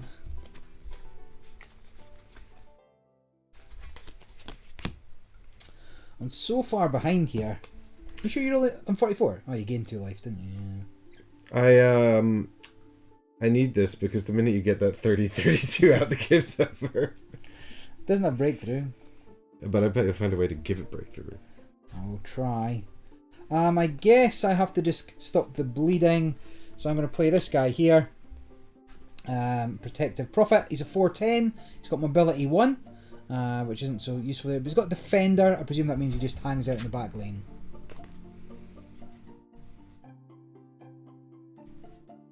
Yeah, it always enters play in the back lane and will never move to the front row. Yeah, so he's just hanging out there. Sick Bruv. That's all our actions, so it's combat time. You're going to hit me for 5 here. Yep. So it's taking me to 16, which isn't good. But you're about to hit me to 8, right? I'm going to hit you for 8, yes. No, I'm down to 36. Yeah, so you're still 20 more than me. Here, you're going to hit me for 8. I'm just going to remember that I've got 2 left. And I'll hit you for 4. So you are -4. There. Nice one. No, it goes all the way up to -8, doesn't it? Yeah, because there's Yeah, got so the... if I can do it on 1 token, I'll do it on 1 token. And then these go away. Yeah. It's level 3 time, baby. Oh, is this the end of the cycle? Yup. Holy cow. Game's Alright, fast. so you lose your other ability and you get a new ability. So Your new ability is now shields up. You and Shields your up. creatures get 6 armor this turn. Oh, don't like that. Yeah, it's not bad, but it's not great. Yeah, I guess this means for 1 turn I just kind of have to sit in the back. You may play a mindless zombie minion. Give Raising Dead. You may play a mindless zombie minion. Give your minions +4 attack. Yep. I mean, I picked the right champion because I like to be aggressive, and she certainly seems aggressive. Yeah, you're running over me here. Right, come on. First card, 30-30. Yeah, GG. I don't think I have anything that can deal with that. Right, 1, 2, 3, One mindless 4, zombie has to... 5 cards. Oh no, Mike, what colour Did we have to, did What we do colour this? is it? Yes. What colour is it? Oh, looks like that might be a level 3 30-30, Barry. Last not.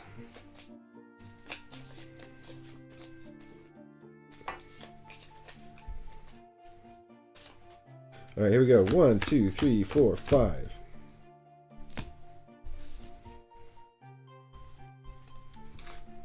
Oh, that's spice. Ooh, none of these are what I want. Boo! Boo! Alright, over to you. Not for you, Bonbon. She's Boo. like, she's... Meow? Cool. I will... I almost don't want to go first here, but I guess I shall.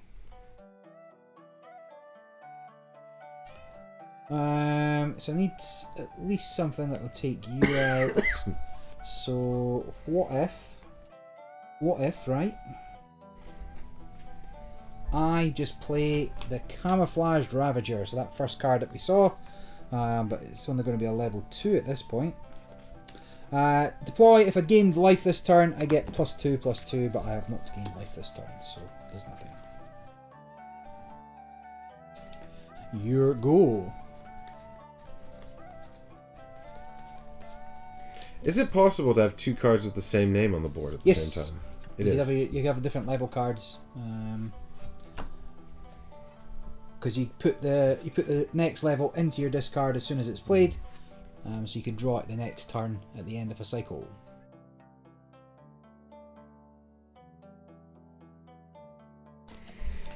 Yeah, not so good, just a level 1, but your guy's on a level 1 as well. No better time to play it, I suppose. Well, if you played it into a different row, I couldn't block it this turn, and that'd be 3 damage. Yeah, but you'd hit me for 5 damage, and I'm behind, so it seems like a terrible idea. Oh, no, I wouldn't worry about that, Barry.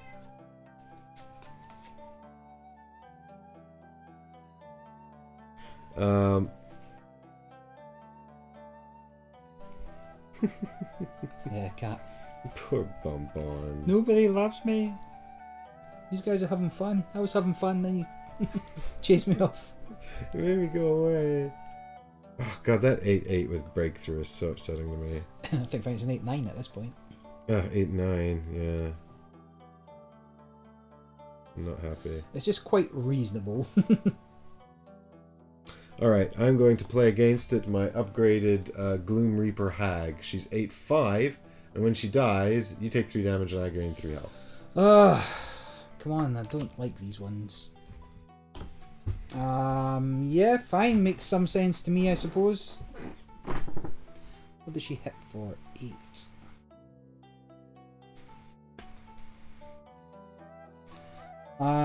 So I have my level 2 Shroudthorn Splicer. I may replace another one of my creatures with an Oakfather minion. Oh! But now he doesn't have to destroy himself to do so. Ah. I'm not a fan of these Oakfather minions. They're better than your minions. It's true. Oh, welcome back. I thought you were going to be good, but no, you're just as bad as you were before. Worse. Worse, in fact, yeah. Wait, investigating the oh, yeah. Are you playing over here? Put me over here. Oh, Just want some pets. yeah, she's just been starved for attention, I think. I've just been very Yeah. busy this week, haven't I? I haven't really been around for you. Poor thing. Yeah, and Leanne's away and you miss her. 5 thumbs up and it becomes a bonbon channel. Listen, Bonbon. You know she's got her own box review channel. What do you think of this one? Is this a good box? Solforge box? What do you think? If it fits, I sits. Too small. 4 out of 10. I'll be over here, yeah. No good. Okay, so... Alright, so here's the plan. Tell me more, tell me more. It's not a especially good plan, but I'm going to play... so you've played both your cards, right? I played both my cards, yes. Alright, so I'm playing a level 1 card called Unstable Worker, Warstoker. Unstable Warstoker, not Worker. He's a 6/3, and it says here when he loses health, deal 1 damage to each enemy creature. Wowzers. So I'm literally playing this because according to the math, this will kill that one Oak Father. Oh, yeah, you don't like that hag, do you, sweetie? We're playing with these cards. I'm gonna chew on your Gloom Reaper hag. Oh, is this? Oh, don't, sweetie. Come on, this is the only one in existence. Lols. Yeah, dear Stoneblade Entertainment, my cat chewed on my King Varna Guardian Gloom Reaper hag level 2, and I require a replacement. Dear sir, that is the only copy in the world. You should not have let your cat chew on it. Oh, look, they're all numbered as well on the bottom. I just realised. I don't know if they're unique as well. They can't be unique. Must be. Could be unique. Don't think so though. It'd be cool though. It's basically like this is the game where every card is that one ring card from Magic. I'll sell you any one of these for 2 million. No bother. How dare you touch me? Lols. So in terms of, do I have a response window to you playing something? As far as I'm aware, that has to be on your turn. That has to be on my turn. Okay. Yeah. As far as I'm aware, there's no interrupt in this game. Fine. So could be a mechanic that comes in a later set. Unsure. Yep. All right. So with that in mind, let me try to parse my battlefield as best I can. Was there a card here? Yeah, this one. This one was in the back here, wasn't Correct, it? Yeah. Okay, well, so we can do this. These people just die. Nothing happens. Oh god, I have to move these dice. 36 is what I had. So, I can't believe you killed Sigmund. They're dead. Here, I will get -5, and you'll die. Yeah. And I'll do 6 breakthrough. Yep. You'll do 6 breakthrough. So on your dice, whatever they may be. Yeah, go down to 30. Fine. Then here, you'll do 8 to me. Yep. And I'll die.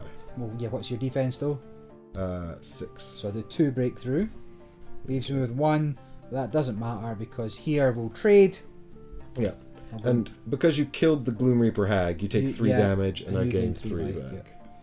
Yeah. Am I taking any damage here? I don't think so. No, because you don't have breakthrough. No, but yeah, I'll die, you'll die, and then this will kill this. And I've taken the -1 for.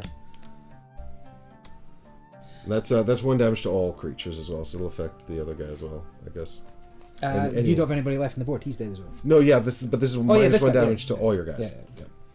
Okay, cool. Already done. I'm just gonna make sure I put the upgraded unstable. I've played like all of my level 1s. I've got so many level 1s. Oh, big yawn. Right, I just need to make sure that all the cards I played this round. You've upgraded. Yeah. Gloom Reaper Hag, I think, is the one I've forgotten to do.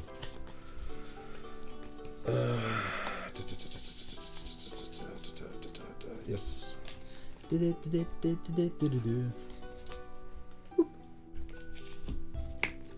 Unimpressed. Oh, big yawn. Bath time. No, don't scratch the level 3s. They're the best ones. My new play area is back here. Now I've had to extend my area.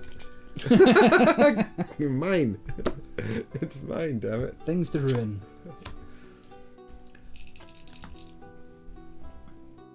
You don't even know the rules, Bonbon. I know enough. If I destroy it, then I win. God, look at all these level 2s I'm just discarding here. Christ.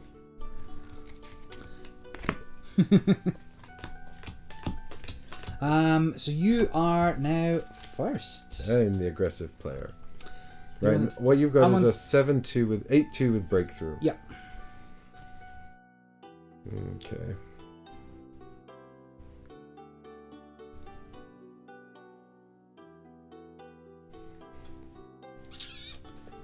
Far from ideal. I think I'll be quite reactive this turn. Well, how much health are you on? 13, not much. 13.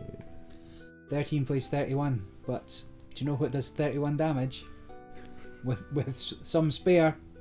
The giant robot. Correct.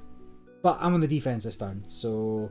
It would have to go in the back row. Yeah, it goes in the back row. Unless I can find some way to bring it forward. Yeah, by giving it aggression, yeah. Okie dokie, so I will put out Hibernating Glider. This is your friend. He's the 110, but when he comes into play unopposed, he becomes 8, Yep. 10. I'll save you some trouble. Minus 10 plus 10. Health. Yep. Toxic Spores level 3, rough. Save us some token action. And that's already level 3, so it doesn't upgrade. So this goes away forever? That doesn't seem right. Does it? What happens to level 3s? Oh my god. Do they just get shuffled back in? Because you've always got... You need 20 cards, right? Right.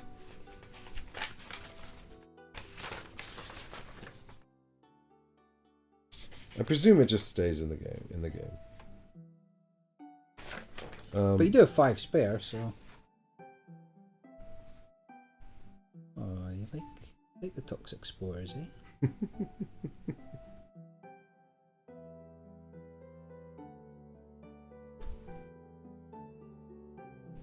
Toxic spore brain. That's what she's got. I'm just going to put it in the discard for the time being.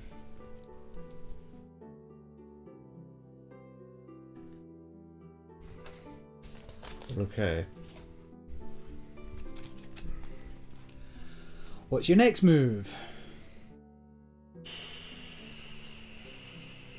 So what's that guy? 8.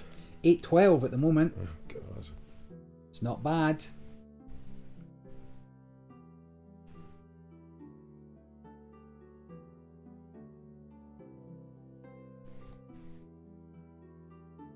Oh yeah. This is it. Turning around now.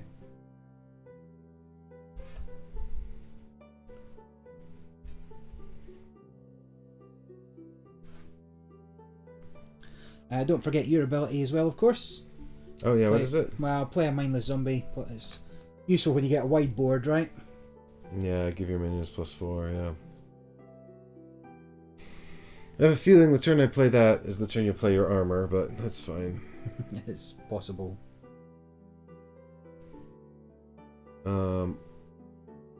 Alright, well, for want of a better option, this is truly an awful hand. I will play down here the Vampiric Apparition. And he's got a deploy ability I can't use, which is +5/+5 to destroy another one of my creatures, but he also deals 3 damage to you, and he deals 3 damage to me. So annoying.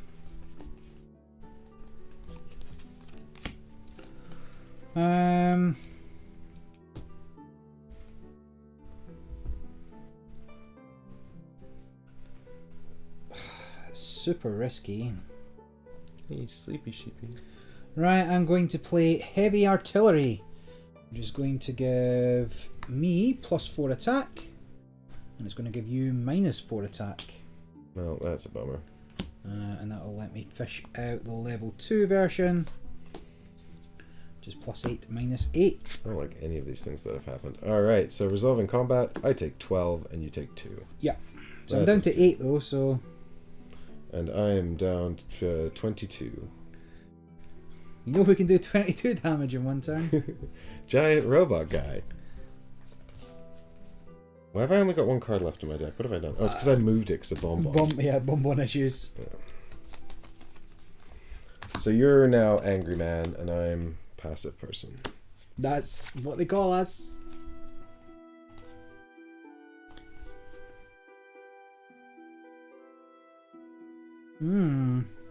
Tricky, tricky, tricky. Okay, well. Are you ready? I'm ready. Are you ready, Bonbon? Look into the camera. Give the camera your grumpiest stare. So... Good. Good. Surviving's tough here. Who's that? So I will play a Siren here. So level 1. I wanted to play that like turn 1, but I never got the opportunity. It's a 0-8, but when I gain life, it gets that many attacks. And on deploy, I gain 4 life, returning me to 12, and it gets +4 attack. That just only makes it a 4-8. So that's something. Against my 2-7. Yup. Alright. I'm gonna play... Oh, Bonbon. You finally giving me back my board. Do you need that? No. I'm gonna play Sigmund Fraud again.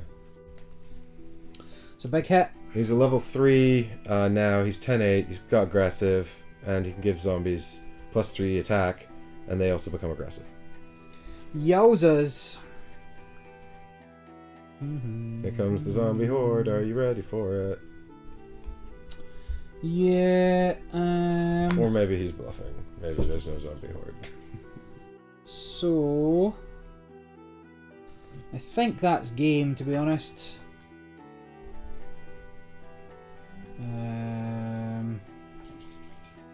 Because in fact that is game. So.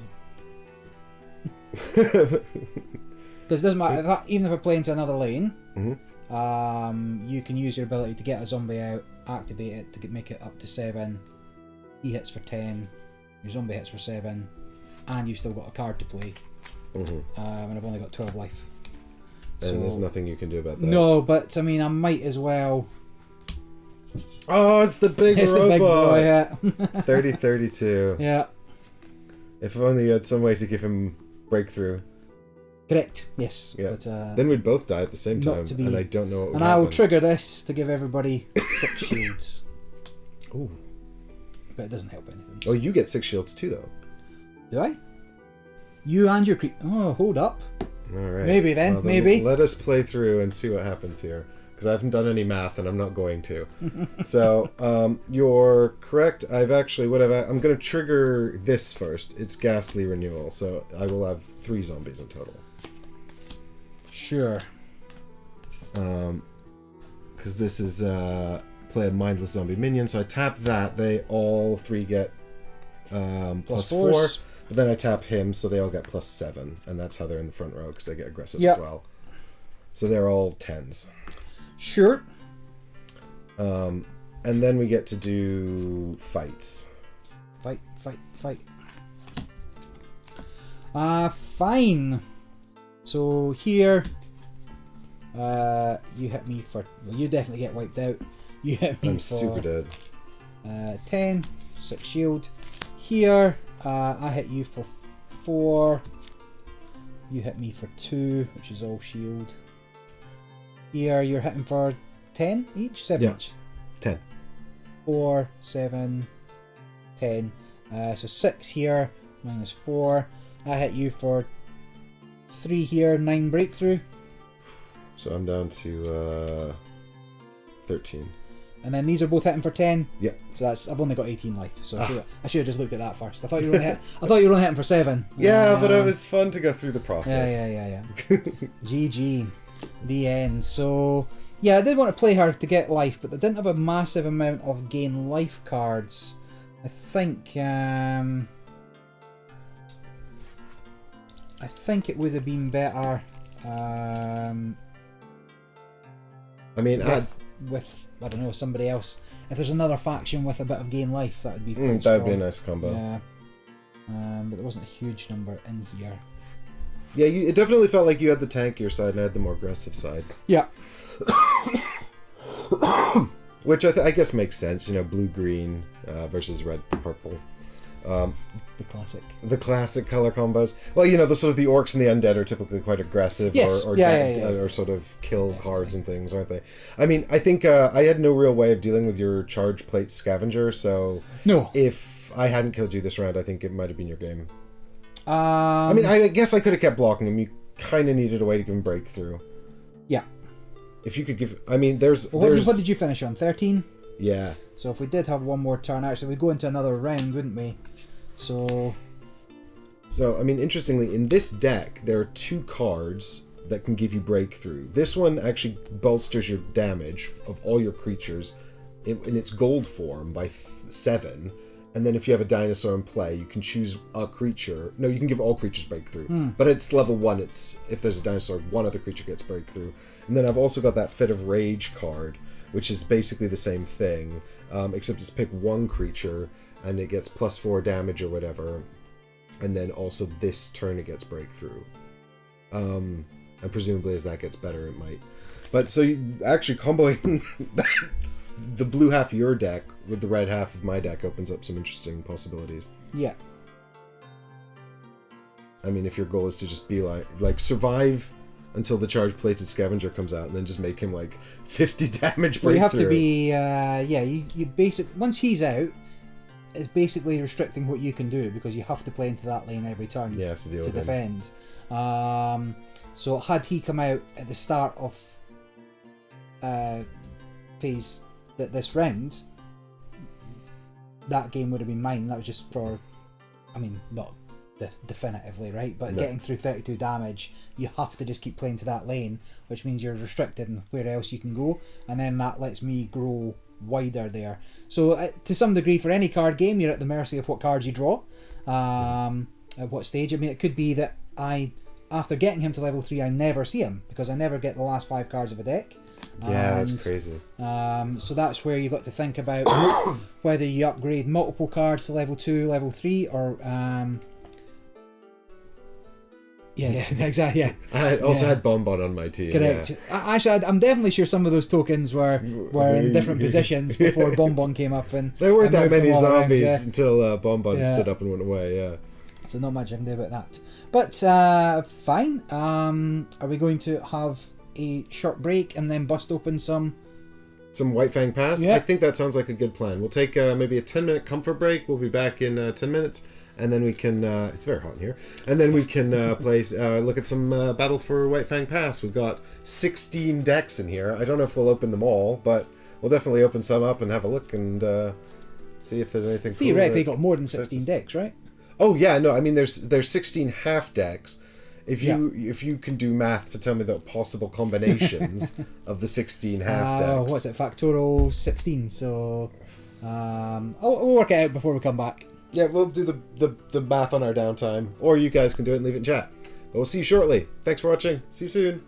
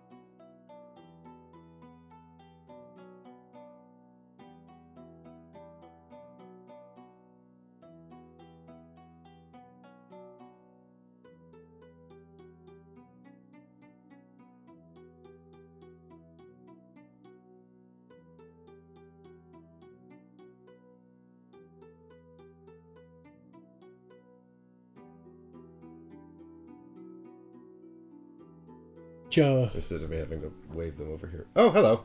We're back. I pressed back. I didn't mean to, but now I've done it. Hey, everybody. You should have heard what he was saying about you just moments ago. Don't. Oh, what are these cards? Oh, the cards. I don't know. I sorted all my cards out. What have you done? You've done an incredible job, and what am I doing? I'm a mess. A mess, Barry. Making things worse. Help me. Alright, so here's our decks from before. Now this is exciting. There's something really kind of pleasing about opening something like this. Boosters, yeah, I open a fair number. But not really open very many at all. I sort of I really appreciate the sort of novelty of boosters. Like when I was a kid, I had some Pokemon cards and Magic the Gathering and stuff. Yeah, stickers. Panini stickers. And... It was a bit different when we were kids though, but with the playing cards, because like when you get a booster, like you kind of had to do something with what was in there, because you couldn't just afford to buy whatever. But it very quickly sort of became like. Sort of hunting the valuable cards and buying the singles and all that kind of stuff, which I really don't get the appeal of. Honestly, blind buys... I don't understand how blind buy purchases have gone under the radar for so long. I'm sure we've discussed this before about loot boxes and how they clamp down on them. Like gambling, you mean? Yeah, and these blind buy purchases have gone... Just because it's happened for the last 30 years... People just accept it as a thing. Yeah. Yeah, I mean, there is no world where not knowing what you're buying is good for the consumer. Yes. I mean, well, maybe this is the sort of first edition. Maybe this is sort of. I mean, I guess there is a chance that these are shit, right? Yeah, but it's a little different in as much as you're stuck. Not stuck with it as such, but. You have a complete set of whatever you're kind of getting. It might not be the only set or the most powerful set, but what are their balancing rules for this one? So Keyforge had I can talk through the balancing rules in just a minute, but yeah, the thing is, this feels more like when when you were a kid and you bought booster packs and you had to make something out of what you got. Because that was all the cards you were going to have, Yeah. And that's nice. And that's why I quite like the draft format for Magic, where you just open a bunch of blue boosters and everyone does like a draft and just has to sort of live with what they get. So that's, I quite like that. That appeals to me about this. I need more scissors. I'm not getting in here without scissors. Not with that attitude. Not with that attitude. Well, not with that fingernails, anyway. Here we go. Oh no, it's quite. It's quite an easy plastic. Yeah. It is easy peel. Oh, thanks, Barry. What would I do without you? Oh, bye, Difter. Thanks for watching. So long, farewell. Oh, this is quite appealing. So what does it look like? What's in there? Okay, so what we've got 4 decks of cards, just like before. Yep. It looks like they come with more minions. Alright, okay, fine. I don't understand why you wouldn't get 5, like it's only 8 extra cards in the grand scheme of things. And it means you'll always have the maximum amount, because you can never have more than 5. And who knows? Battle for Whitefang Pass is Solforge Fusion's first standalone expansion set that features thousands of new cards, including new types, Exalts, and Soulbind cards. Each deck is 31 cards. This contains 128 cards. It contains a new Aloyin faction deck, Necreum faction deck, Tempest faction deck, Utera faction deck, and 4 bonus cards. I would assume that's Aloyin. I think they're the metal faction, the robot guys, right? That sounds right. Aloyin. Alright, I want to open up the purple faction first. Because your favourite. It very quickly become my favourite. I want to see if there's a new cute necromancer. Oh no, I need fingernails for this too. No. No, well, I guess we'll never know. Thanks for watching. It's over. Sorry, help. Help me. Is there no There's no peely. Oh, they've not done a peely. Thing. A peely around poor the show, outside. poor show. Yeah, these are a bit harder to get into because the glue on them is a lot stronger. I have so many scissors and things. Like we could quite easily resolve this with scissors and things. You just need. Oh, here we go. If only we There you go. There's one. could. I'll start stand picking up. at the other ones. Thank you, Barry. Alright, so what have we got here? We've got it's Nick's Nekia again, so this is the same cute zombie girl. Now, are the stats the same, or are they different abilities, or? So she should have 4 different abilities. Well, no, she might have some of the same abilities, but they could be in different places and orders. Okay. Although I quite like the order of them. So this is the Burying Mask Emperor Aunts. Yeah, this one's got quite a goofy name. Come on. Now let's see how this looks over here. I wonder what the cost is to have easy peel plastic wrap around things.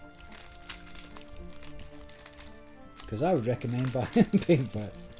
Okay, so the Burying Mask Emperor Aunts. We've got Bride of Frankenbaum, Dark Shaper's Ritual, which is a yellow. I still don't really know what the yellow and blue indicates, but that's a yellow. Is that 5 rares? Who knows? Who knows? Grimgaunt Harvester, Indomitable Fiend, Glorfin Glob, Plague Spewer, Raging Ravenant, Spite Hydra, Vampiric Devourer, and Witherfrost Circle. Well, And I so never. here's Nick's Nikia again, our cute little Necromancer. So now Soul Rip, which was in her 4th position on the other card, is in the 2nd position, and it is the same ability. Destroy one of your creatures to gain a level 1 creature, to play a level 1 creature for free. Oh, I don't think that's the exact same. No, look here. Soul Rip on the other card was in the 4th position.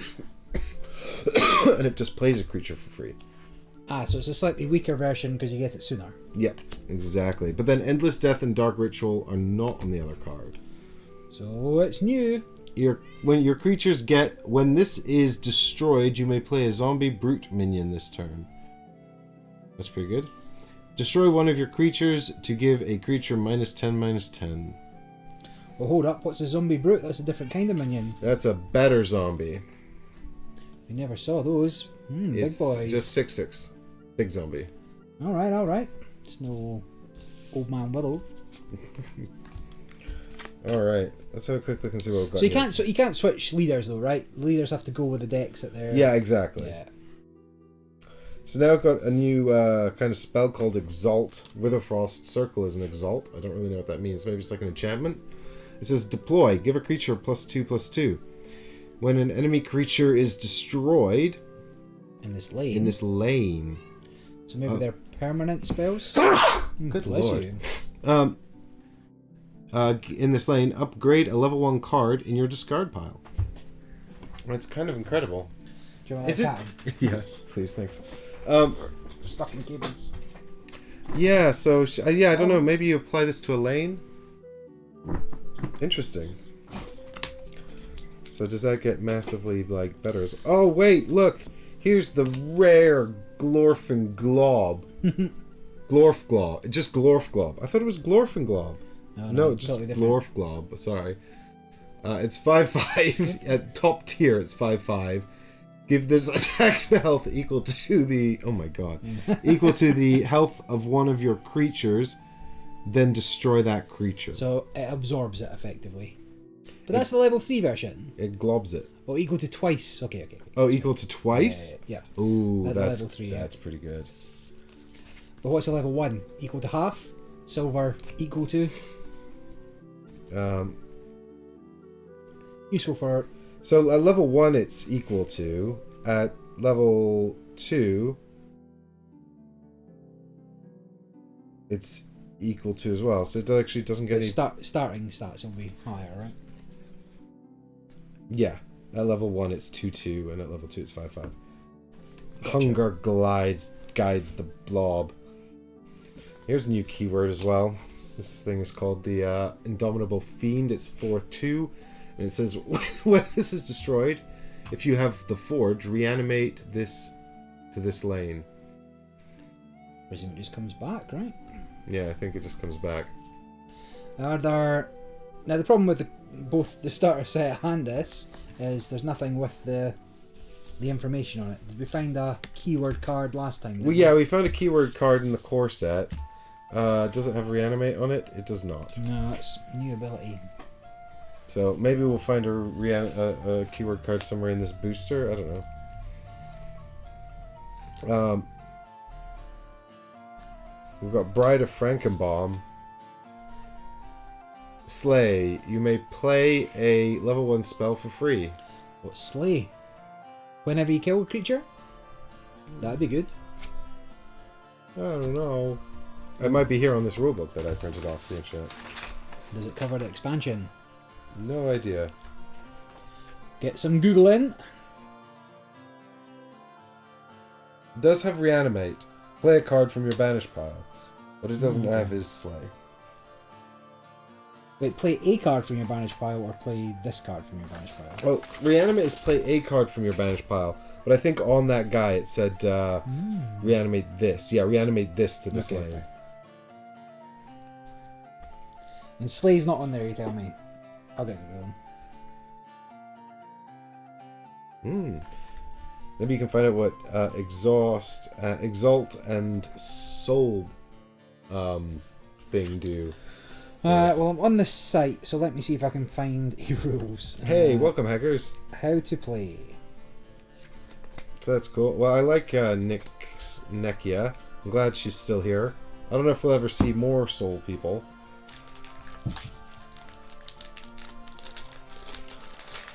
So I feel like there are different leaders. yeah. I can't confirm or deny though.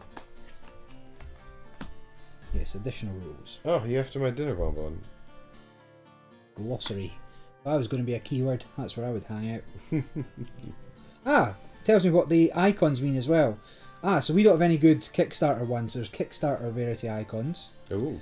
The thing that we most are looking for is a red gem, which is legendary. Ooh. So what are the other ones on?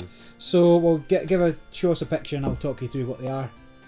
This one's got a little pause in my dinner. You only fed her one time this evening. So the yellow. I've only had 4 meals today. What circles are around those yellows? So these yellows have no circles, but we did have yellows with circles before. So yellows with no circles are just rare. Okay. Blues with no circles are common. Right. Then blues with the circle, you've got one of those there, right? I've got 2. Stout, Safeguard, and Camouflaged Virtuoso. Right, so those are forged commons. Now, forged commons are made up of the base creature and a modifier ring, and the ring indicates the rarity on those ones. So like Camouflaged or Stout. Something along those lines, and so then you can get a forged rare, and you can get an elite forged rare, an elite forged common, and then legendary. So red's the one you want. Wonder if we'll be so lucky. Does it tell you what the different colored texts mean? Please hold. No, not yet, but I'm only at the start of the glossary, so we'll see how far... Oh, wait, what does this say? We have one little cat here who's just very, very keen to get her little paws into my dinner. I knew I should have finished eating. Betrayer cards, maybe? Betrayer cards? No. So some cards are cross-faction. So down the side where the rarities are, we may also see a faction symbol where you get an out-of-faction card. Oh, that's interesting. That could be interesting. So I'll see what else I can find. That's exciting. Discovering all kinds of new things. So we've got lots of techno guys in this deck here. Let's have a look at, I guess, some of the rares then. Slay was what we thought it was. When this destroys an enemy creature, triggered the ability. What was the final keyword we didn't know anything about? No, it was card types. It was Card Exalt type. and Soul something. Soulbite. I'm a soul man. So this is the rare from this deck. He's 5/4. He's got stealth, and when you deploy him, he gets +2 attack for each creature with armor in play. So, out of curiosity, then, did we have that in? No. Give us a list. See if we've got any crossover. There won't be, right? Because this will be the starter set, and that'll be the. These will all be crossover between the two. Yeah, just so we can see if there's any difference between cards, but I don't think we've got any in common. No, they're all new for that cycle, right? Yeah. Cool. So we'd have to compare it to something else out of the Whitefang past set. Yeah, I mean we can definitely have a go at that. Oh, right. Soulbind cards are a new rarity, and they're represented as an extra double-sided card that can show up in a player's faction deck. Cards reference them, so don't know what that means. Soulbind cards transform by flipping over, and only cards in play can be transformed. Cool. Exalts are a new type of spell, which you're put into play in the bottom of lanes.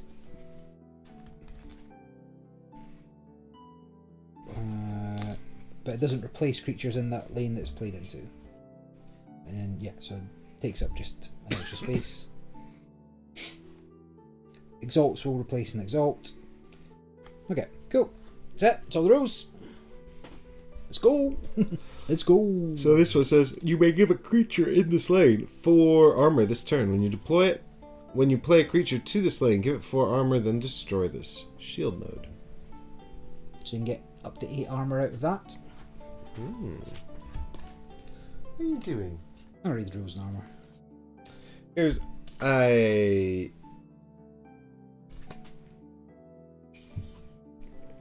Apocamancer. He's got stealth, and when you replace a creature in another lane, deal 3 damage to a creature or player. That's pretty cool. I imagine you kind of want to give him a bunch of armor, keep him alive, and just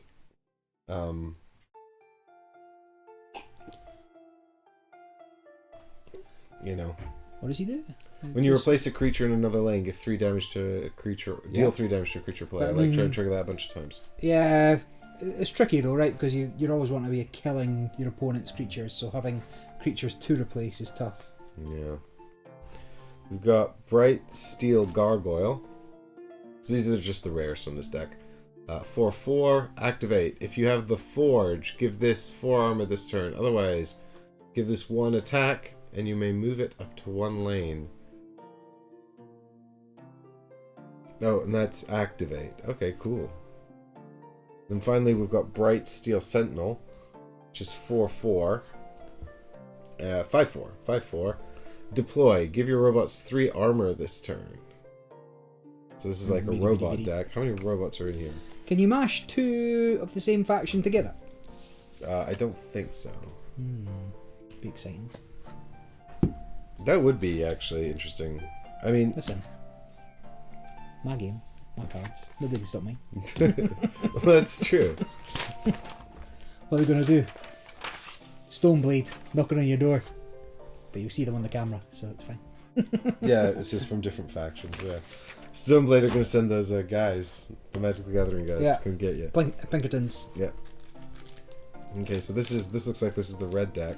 Oh, well, this is good. They've got a robot mage. This could combo with the other robots. Have they got one that's like out of faction? You got an out of faction card? I don't know if it's out of faction. Alright, well, we've got a shed load of rares in this deck. No, Oh! Yeah. US. Are your cards shiny? No? My cards are shiny. Shiny? Yeah. These are foil. Yeah, these are foil-ish. Let me see. They're very lightly foiled, but they're definitely more foiled than these ones. Yeah, these yeah, no, these are definitely foiled. Yeah. Yes! Yeah, you're right. Was this the deck you were just playing with? No, that's the new one. I was just having a little sneaky peeky. Oh, it's like foil.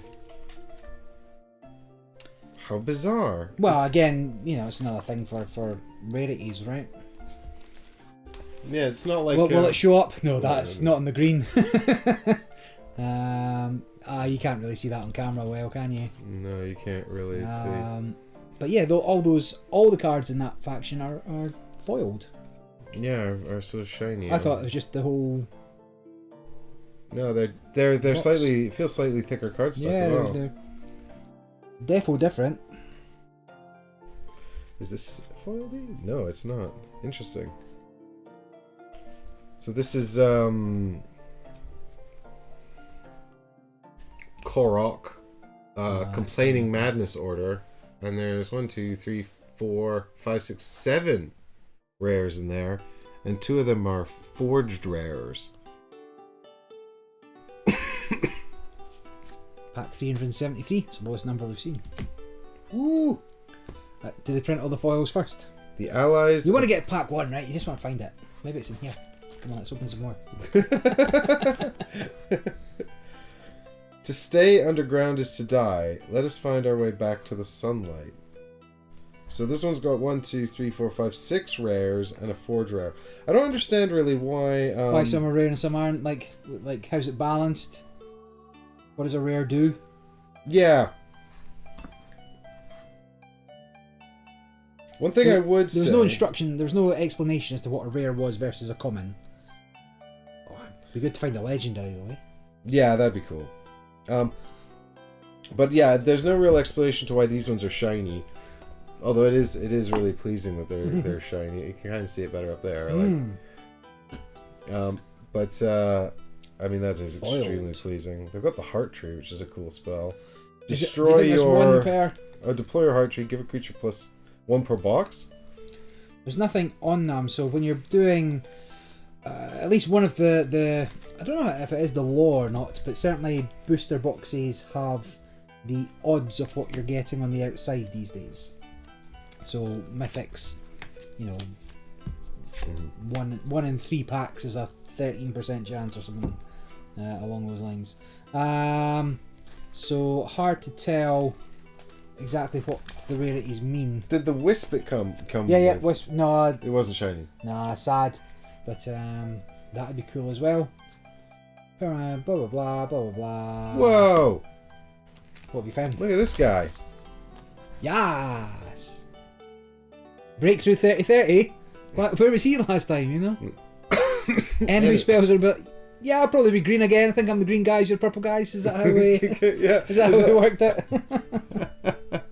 Well, imagine comboing this with the other deck as well. Just get a 30-30, 2 of them out in the third Good luck, cycle. you know. Yeah, deal with this shit. Oh my god. Being immune to spells is pretty handy as well. This guy's a little common, but he's so cute. Look at him.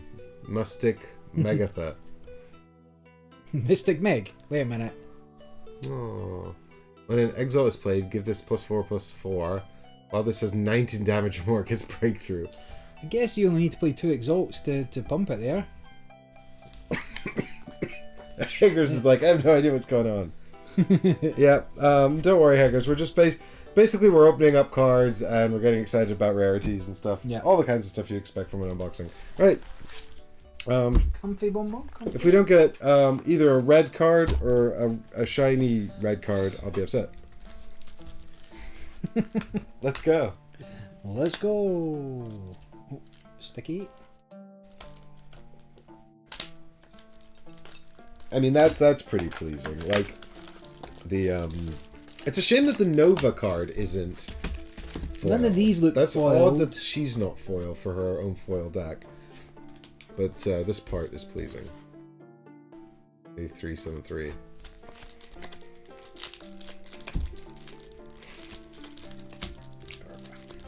That's most of the way there. I just can't.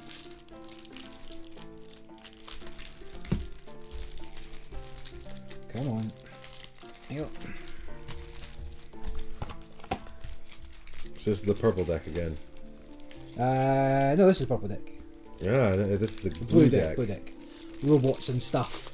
Robots and stuff. Well, the Apocamancer's back. The Proposing Theories pilots.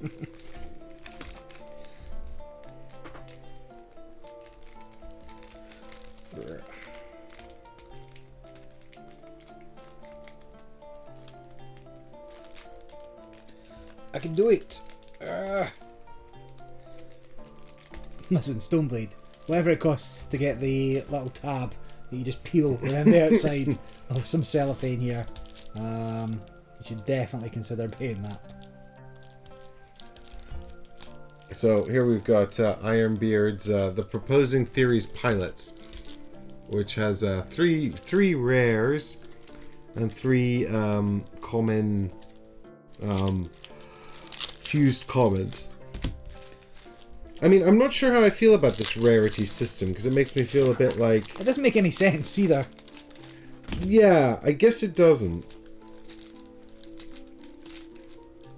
I actually think it's quite expensive to have those little tabs. I think it might be a little over a penny a pack, which very much adds up. Yeah, when you're printing 500,000 decks or whatever. I have 1.2 pence in my mind, but I'm just making that up.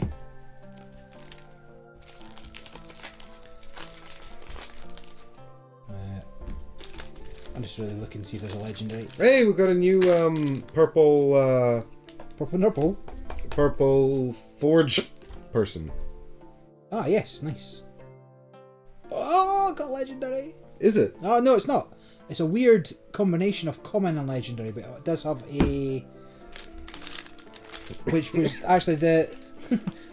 It's not on the list, so I don't know what it is. But it's also got an out of action card, which is interesting. Maybe make it more worthwhile combining with the... Oh yeah, that's weird. Daring's comparing element to mentalists. Same green. The Tempest clans should be like the elements, unique in their ways but united with nature. And this is deck 88-122.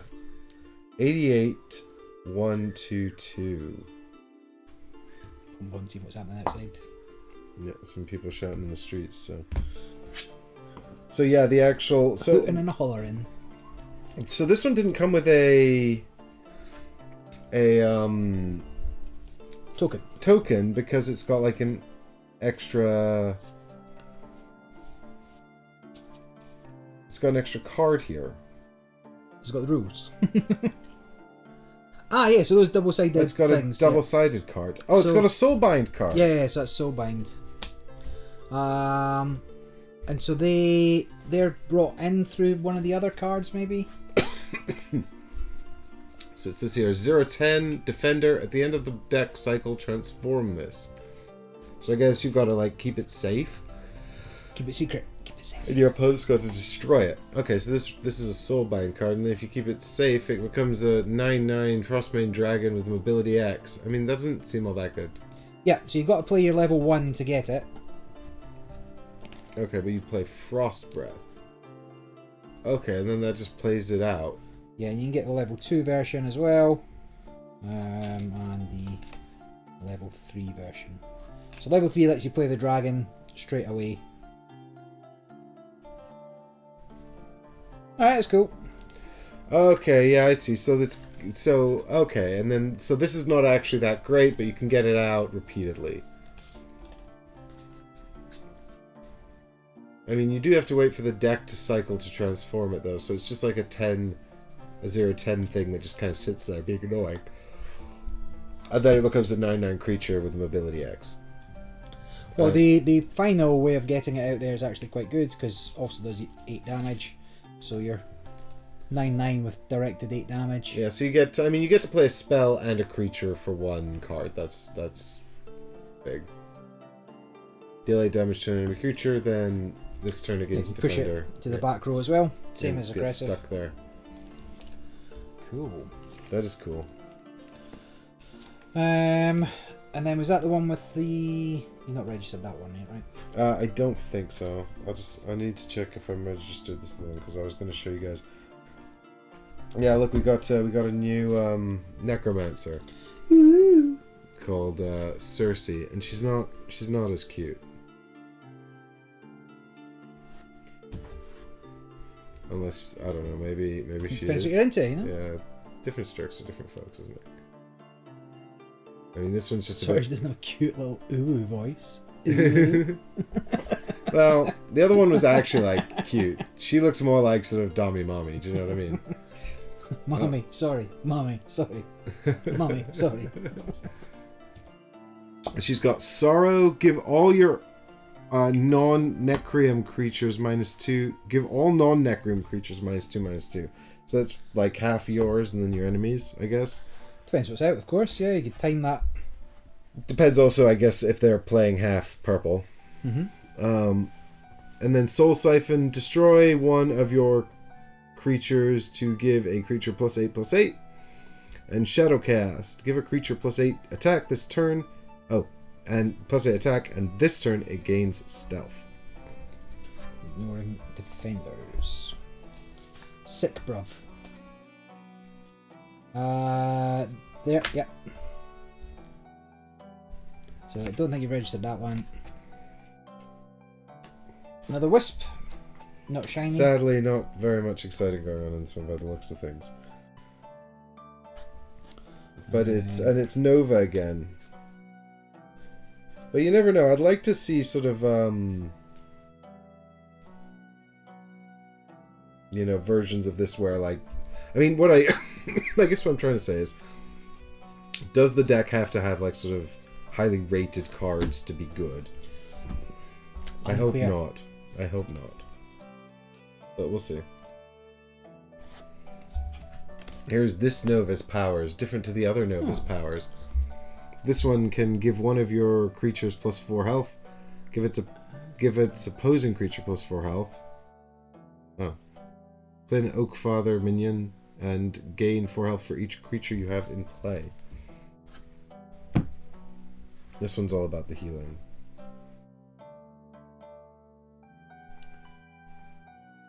Would be useful last time. Not necessarily sure I understand this card here. So it's Exalt, so it goes in the back. Destroy your level 1 and level 2 heart tree.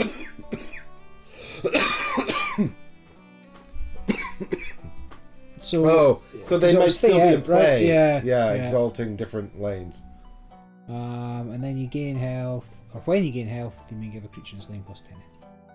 Pretty sweet. Yeah, it says, and then destroy those heart trees, give a creature +10 health. Yeah, and when you gain health, give a creature +10 health.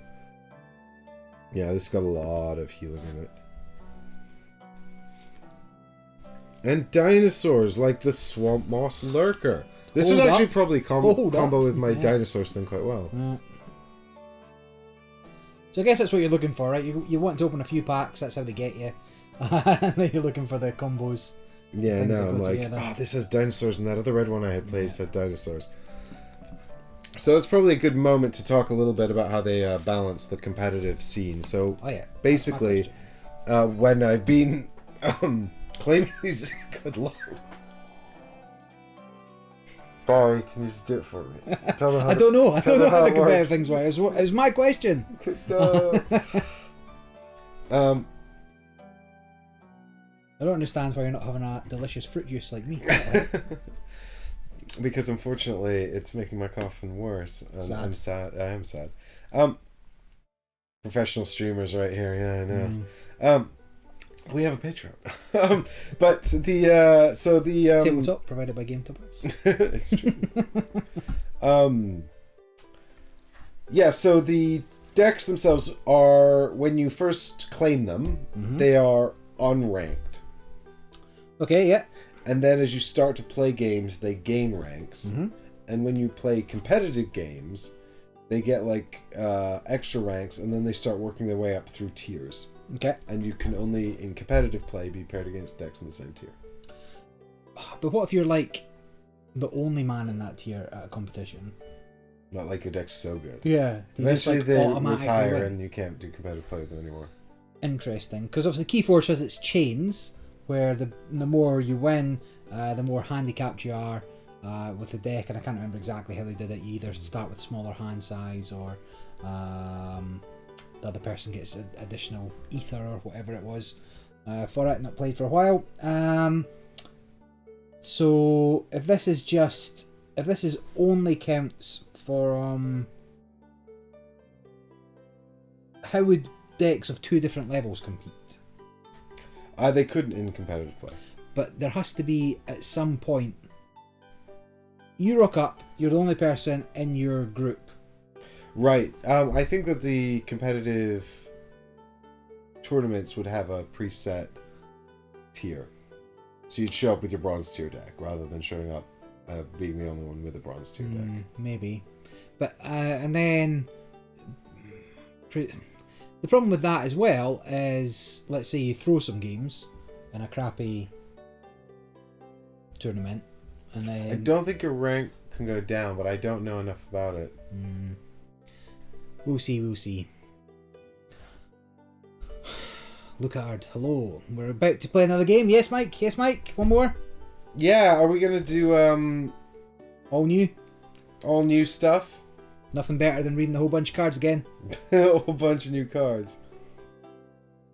Oh no, he's got me going. Would you like to take the shiny deck? Did that have the 30-30 breakthrough? I don't know. I think so. I definitely want that one.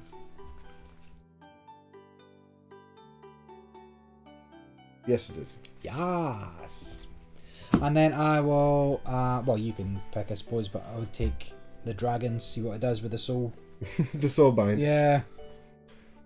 Okay, well, what I'm going to do, I think, Isn't that good? is I'm going to take the Complaining Madness order, because it just has a ton of rares in it. Well, that's got the out of faction for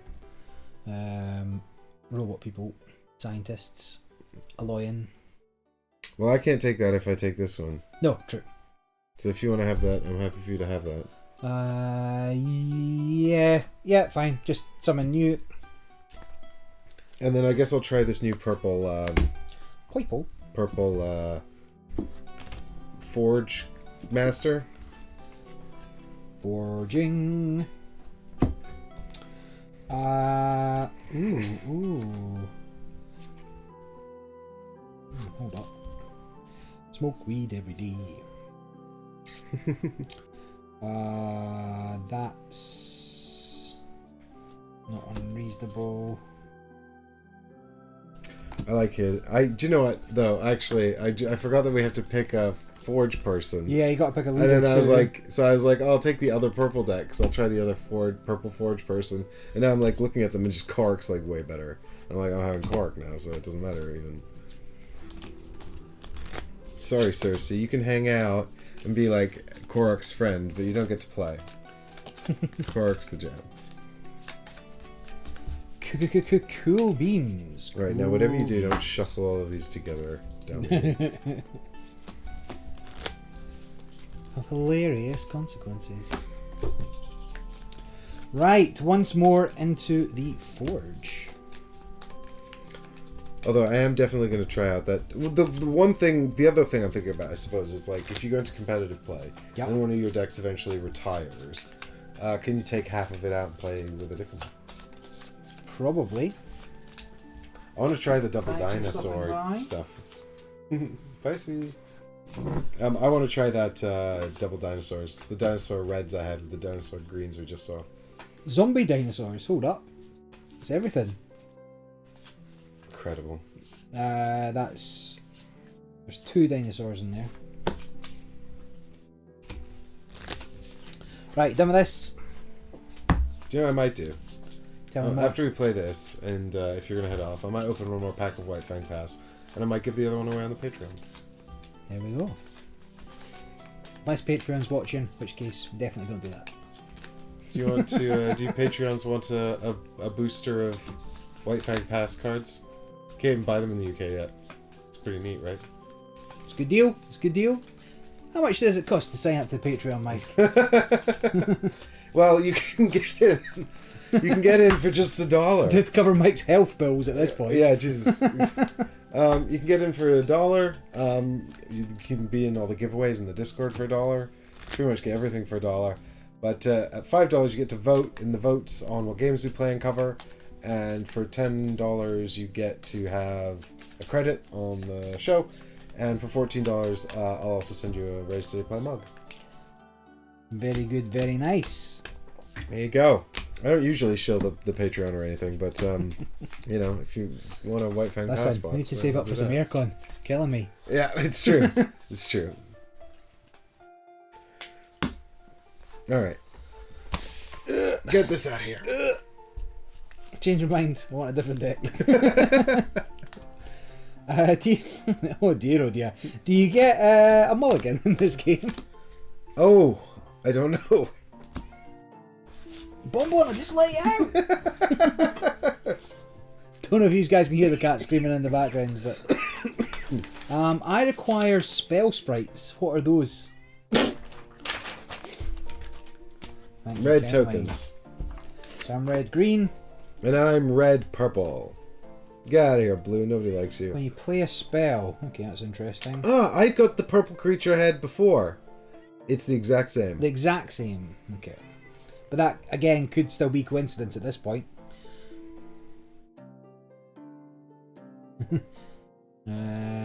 What did you do at the UKGE with Heckers? I played Beast. Oh, I Beast. played Beast, and I killed him. Yeah. It's, you know, his fault. He stood too near Bulgan, the Black Marsh Queen. And he got made into a polyp. Got wrecked. Sorry, Haggers. Well, Haggers and Michael were playing on a team, controlling one character together, so the way I saw it is it was so two birds with one stone. That's teamwork.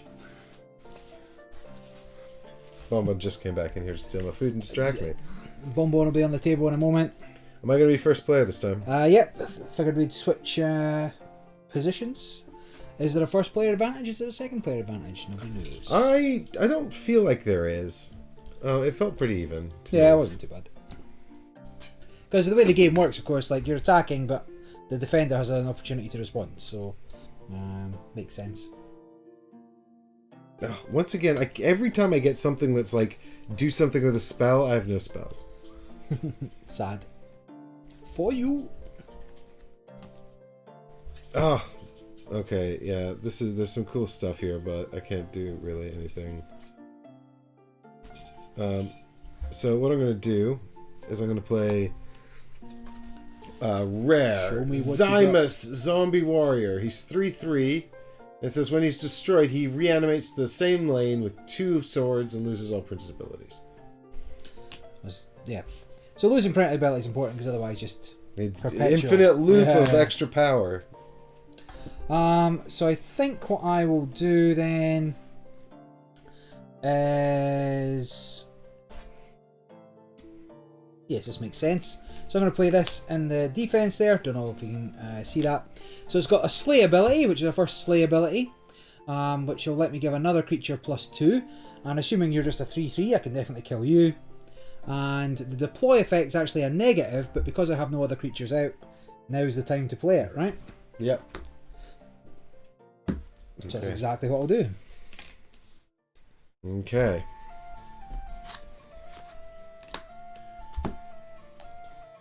Well, nobody say anything in the comments, yeah?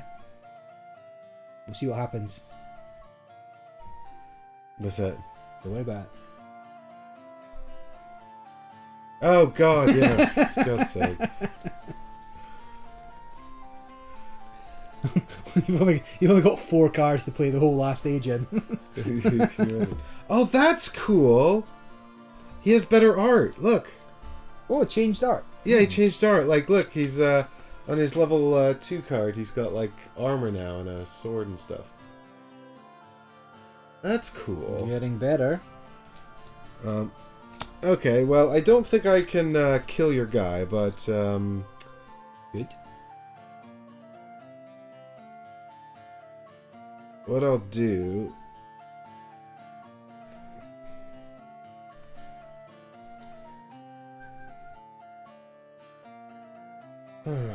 Yeah, I'll play Nargath Commander. So he's show me what you got. He's a 4/6, and he's got this activated ability that says deal 2 damage to creatures adjacent to this to give them +2 attack. And he's going to go up here in my center, and then I'll trigger him, so I'll take 2 damage to get to health, or whatever. Ooh, can I do anything about that then? Can you make use of this spicy development? Not particularly. I mean, I could Nargath Commander. Oh my god! No, but I shall instead... 4... 4... I'm going to go to the right. So, carnivorous taro. What is taro? Taro's a like fruit thing. It's like a... That's a real thing, right? Tell you, man. Sounds like a real thing. It's like, well, if you look at the art and don't put it on the green screen because you'll get... Nothing. Yeah, you'll get nothing. Taro's definitely something. It's like a root. It's like a fruit. It's definitely a thing. It's a thing, I'm telling you. Anyway, I get 2 life. Or 3 life. How much life do I get? 2 life. You gain 2 life. And then it gets +2. Or +2. When you gain life, give this +2. So that is now a 4/5. Yikes. Done. 6. So your choice of the order for the resolution, but it doesn't make too much odds. That's 48 for this guy hitting me for 4. This guy will hit me for 5, so I'm still alive. And then when I kill you, I can give this guy +2, but before that he'll hit you for 4. So you're hit for 4, he's dead, you hit me for 4. Yes, and why did that change that guy? Oh no, I don't attack. So you don't lose anything. Because whenever I kill a guy, this guy, I get +2 to another creature. Right. But then, actually no, I don't do you any damage because I'm not attacking. Yeah. And then also this guy dies and then he comes back to life. Yeah. With blanked. 2 extra health. 2 extra combat. And these go away. And I suppose I better not mic things and put my shiny cards into there. So I become the active player. My guys move up. And then 1, 2, 3, 4, 5. Exciting stuff. This is exciting stuff. Got no idea. You don't currently have that +2 though, right? Yeah, because when I die, I come back to life with +2 on it. Gotcha. So yes, it's a different +2. It's not. Yeah. Same but different. Gotcha. Here's interesting as well. So I've got this this guy here, who's actually the same creature as the one I had in my other deck, but in my other deck he was an Arrogant Spectre, and now he's a Doom Spectre. So his like numbers are the same, and he's still got stealth, but his bottom ability is different. Interesting.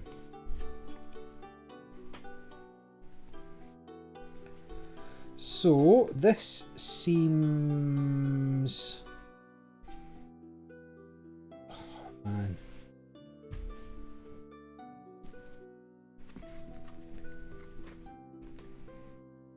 Seems interesting. Alright, I'm going to do some shenanigans. It's not the best shenanigans you'll ever see, but it is shenanigans. So here, I will...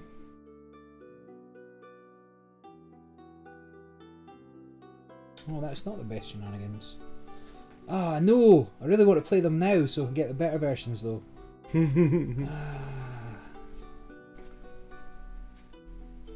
Okay, no problem. New plan.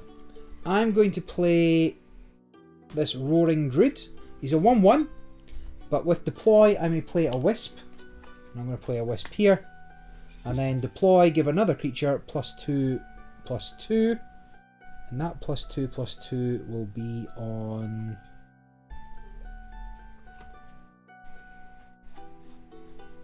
You know what, let's just heal myself up a little bit there. So +2 goes from -5 to -3. And he's now an 8. So if I can get him breakthrough somehow, we're off to the races. Your go! And I'll go fish out a Roaring Druid. Ah. Is that the cat at the door again? Mm-hmm. You are the worst. Goodbye.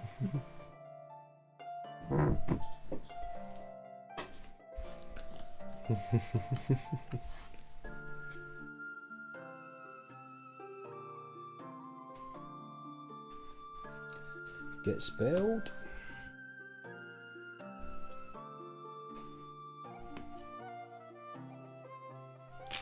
Still not found my egg.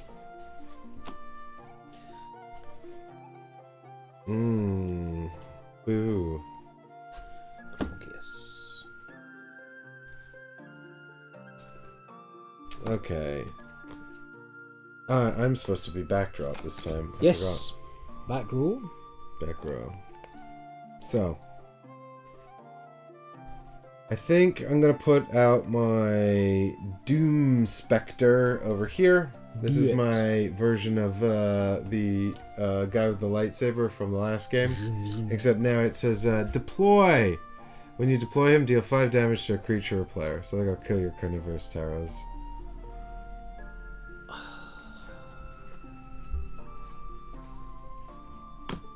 I'll counter that. I play counter spell. Ugh, hate it here. No, so now I could have done what I was going to do the first time round, but whatever.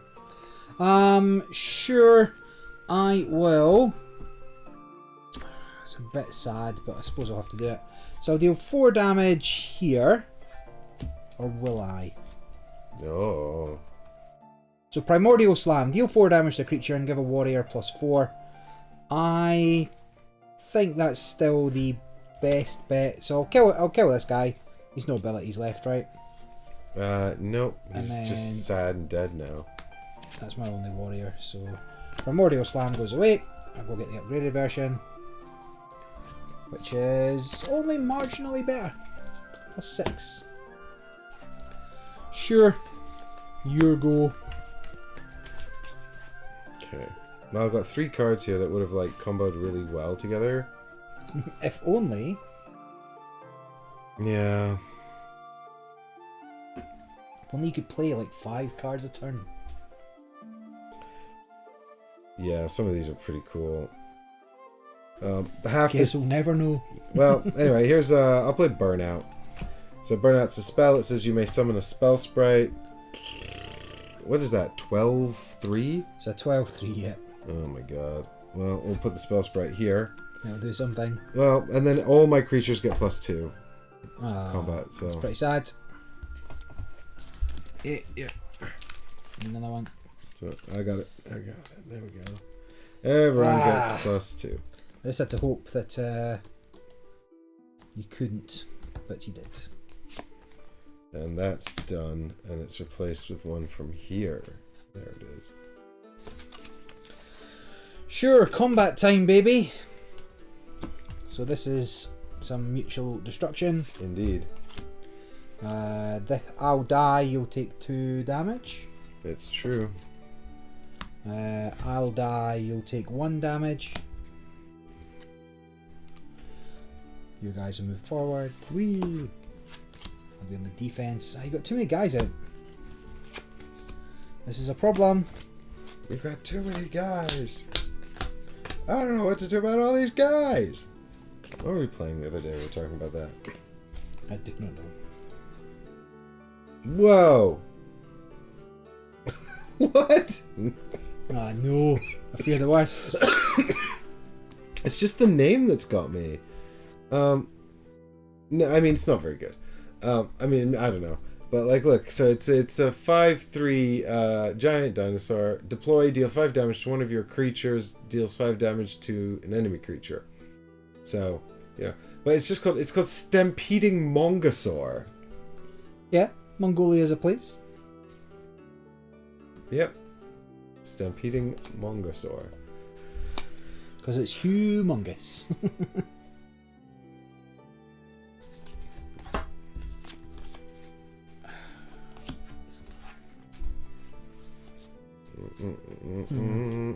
I have a little. Actually, I'm probably better off looking through here.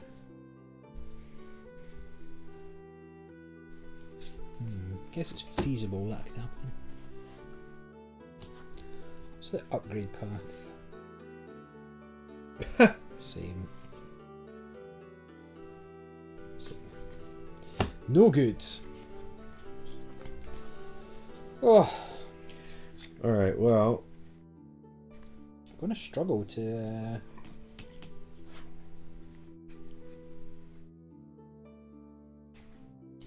do much this turn, I think.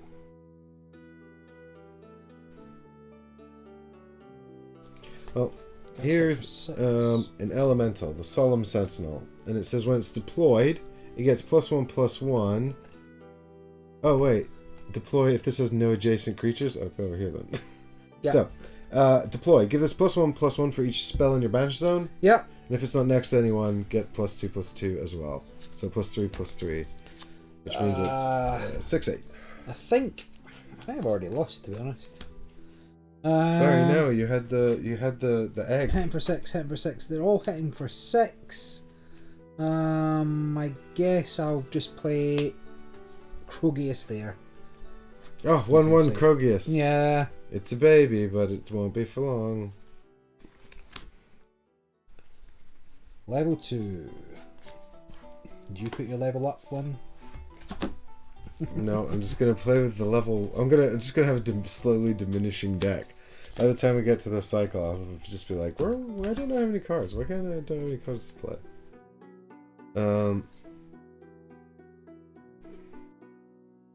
Wait, I have a new plan. I'm gonna go with it.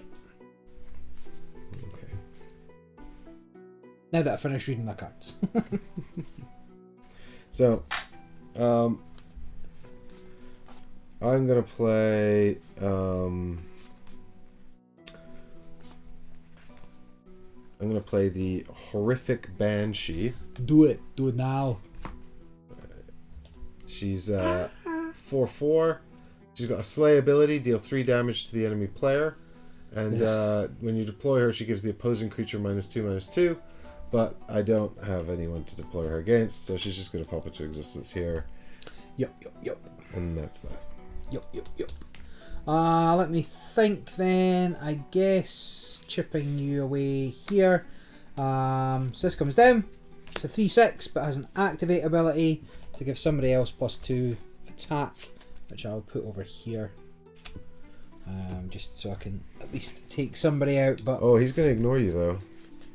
He's got stealth, so he ignores the back row. He does.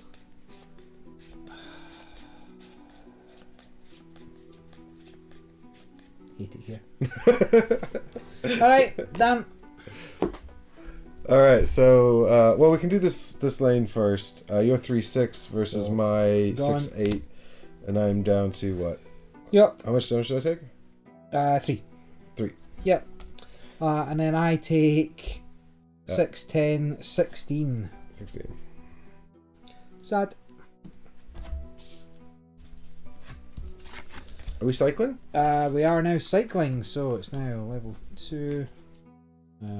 Every day I'm shuffling. Wait, better check. 1, 2, 3, 4, 5, 6, 7, 8, 9, 10, 11, 12, 13, 14, 17, 18, 19. Yeah, because I didn't put that monkey man in. Is he a monkey man? I don't know. Yeah, he's like some sort of gorilla.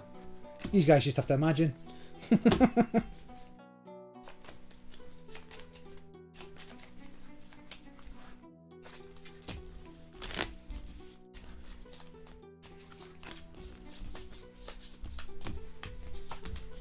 What's my ability? What's your ability? So my ability is, again, 2 life for each creature I have in play. Pretty mid. Gain 1 life. Gain 2 2 life. life for each creature you haven't played. That's not bad. Mine is lightning speed. Give your creatures +2 combat, and then they gain this turn. They gain aggressive. You're going to struggle to even get your guys out this turn because you've only got 1 lane. Yep, that's true. I'll just have to cast some spells or some 1, shit. 2, 3, 4, 5. Better hope you find some. Yeah, I should have taken a deck with Exalt. Suppose I can replace them if I think they're weak and useless. That's true.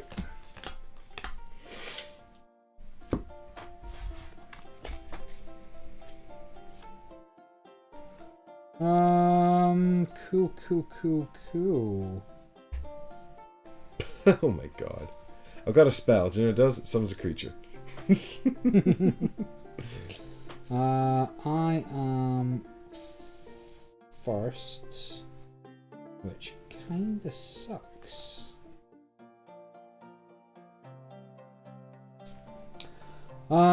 Sure, I shall.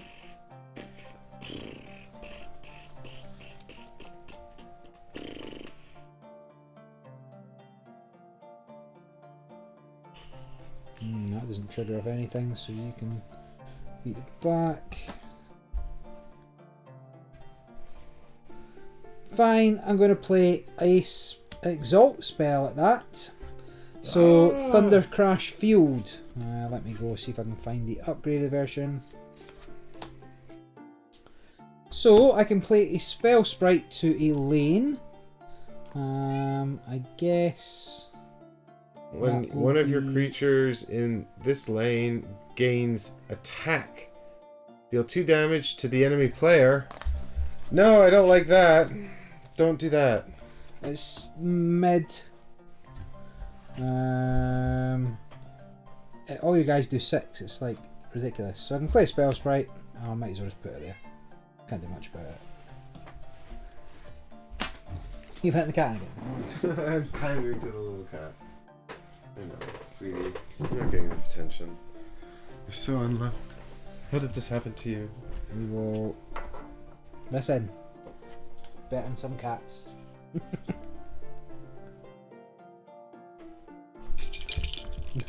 Yeah. Well, she's been a bit more better behaved this time. Just investigating the plastic. No. No, she didn't like that spot. She likes this spot better. Okay, I had a plan. Oh yeah, now I remember. Oh yeah, here we go. Yep, good. Like you're not even looking at the things you're touching. You're just doing it because you know that you're getting sit on them. Oh, sweetie. Yeah. You hot. Hot bothered. Yeah. Oh, there's a fly in here. That's it. That's her entertained for the entire evening.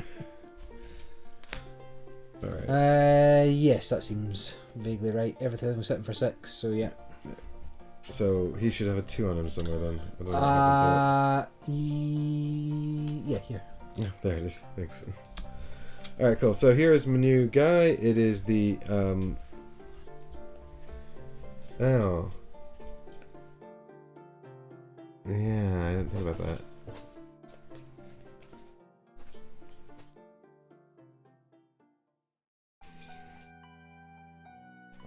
Boo. Boo hiss.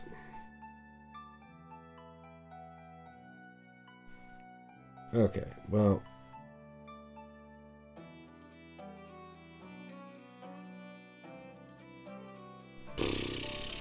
I guess I'm just replacing cards for the sake of it. What's that thing? 1/4?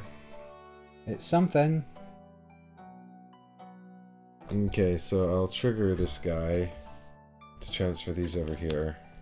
What? That's basically this thing, right? Deal 2 damage to give the adjacent creatures +2 attack. But why does he lose his things? Because he's about to die, so I'm going to replace him with this guy. Gotcha. Yes, a very reasonable question. But yeah, there we go. So he's been replaced by the Mystic Teacher, who has Mobility 1, and when you play an Elemental into a lane adjacent to him, deal 2 damage to a creature or player. Gotcha. I don't really think I can do a huge amount.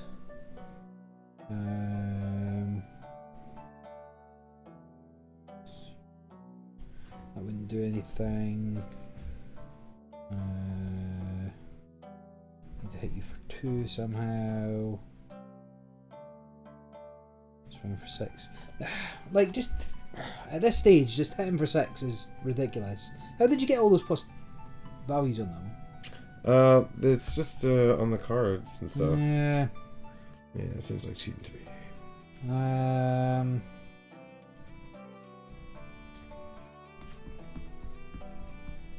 And the Nargath commander does it. Oh, and actually just burnout just gives your creatures +2. Yeah, ridiculous. I don't think I can do a massive amount in the grand scheme of things. Well, this is what you get when you play against the Complaining Madness Order and the Pressing Alien Necroflake crowd. I'm going to drop this guy here. You may replace another creature with an Oak Father minion. No, Barry, no. So, I hate the Oak Father and then minion. deploy, give another creature +3/+3. No. I don't know what you're complaining about. Listen, I just like to complain. So that would take care of that. So I guess you're the only thing worth keeping. Deal 2 damage to you. No. Whenever a creature here gets pluses, that's what happens. And I will go get a Roaring Druid from... Is that level 3 now? Fancy. Roaring Druid. Yeah, good bonbon to some degree. Okie dokie, here comes Wind Spark Elemental. Hooray, combo time. Wait, before you do anything. Oh. I will trigger this To gain 6 health. to gain 6 health, yeah. Reasonable. Because I won't have many guys left after. Well, you'll have one less guy for sure. So the Wind Spark Elemental comes out. It's aggressive. Because it's played next to the Mystical Teacher, it deals 2 damage to a creature or player, so I'll deal 2 damage to your thingy over there. What? 3/1 guy. Why does that happen when you play an elemental in an adjacent lane? I hate it here. And that is me for the time being, I think. It's definitely a step up from the starter decks, but I'm not sure it's a good thing. Fine, so, well, I guess in case anything happens. So this is 6 damage to you. Yes. This guy does 4 damage to you. I get to pick the order, though. And that's important in this I get case. to pick the order. Oh, you pick the order. Okay, well then think about this. Yeah, because that's last. when this when this guy damages an enemy, a player. Yeah, he does his damage also, yeah. Okay. So let's just sort this first, so they would both kill each other. Right, but then when she dies, she deals 3 damage to you. Yeah, that's okay. No, sorry, it's not when she dies. When she killed that other thing, she dealt 3 damage to you. Either way. Then this will get through for 6. That takes me to 29. Then here you're going to hit me for 6. That puts me to 23.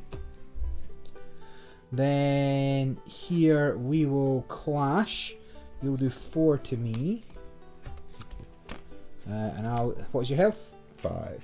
So I'm getting through for 6. Yikes. And then you're hitting me for 4, which will put another 4 on him. Mm-hmm. But I mean, it's game over already. What are you on? 19. Oof. And that's -5 now. So I think what I'm learning here, Barry, is that the rares do make a big difference, and they're just. It's kind of more possible, powerful. yeah. And those go away. And then you're first to act. But I'm not going to get enough bodies down to defend, so. The problem being limited with how many actions you can take. So like having a low curve cost deck or something doesn't make any real difference. Right, yeah, because all the cards have the same playing cost. Effectively, Yeah. it's all about sort of the order and things. Anyway, this is fine.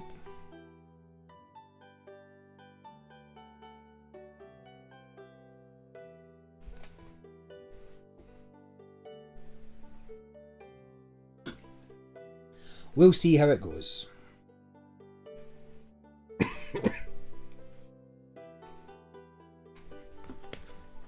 This card is nonsense. Look at this. So I'll play this to get Spell Sprite, Yep. and then all my creatures get +3 attack. No health, just attack. Well, yeah, but that's Yeah. all you really need. Yeah. +5 on this one. And another +3/+3. Fine. I shall play this as defender, gain 7 life, so back up to 26. Ooh. It's not really. You're not going to win with life gain, but you might win with that guy. With the 30/30. Yeah. And you get the satisfaction of playing with shiny cards. And I get the shiny cards, yeah.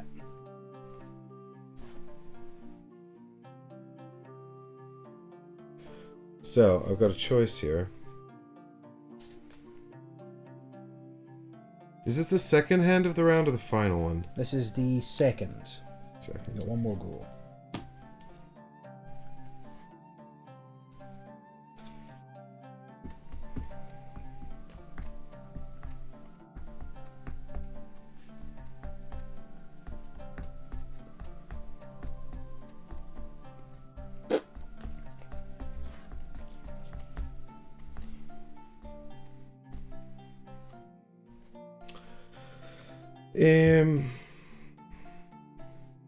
Okay, well. Do it.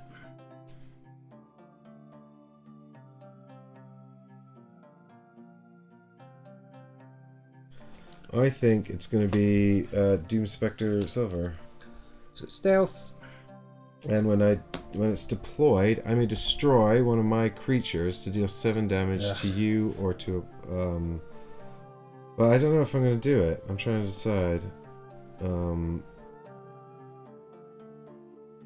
Well, I mean, you're losing that anyway for nothing. Well, they'll kill each other, they'll right? kill each other, yeah, that's true. I mean, you do have breakthrough, so I suppose Yeah. I'm preventing. What do you want? 11? Yeah. So I'll kill this and kill that, and then I save myself 7 damage. True. No, Father's over here. Me. I'll go into here, and I'll activate to give this guy +4. Ah! And that's that. Now it's your choice for resolving. So that's a 4/8 Uranti Heartseeker. And it just activates to give +4. Yeah. Oh, I don't like it. Yeah, but you're hitting me for 17, so I'm on 9. I don't think the order matters here, right? No, there's nothing that triggers on death. Yeah, and this guy if he only hits you. So you killed this. You're dead. I'm hit for 7. So dead. 7. Sad. And then he's dead. Why is he dead? Because my... Oh, your boy killed him. Yeah. And otherwise the guy's fine. So, done. All done. Right. Flippity dibbity. Here we go. 4, 5. So...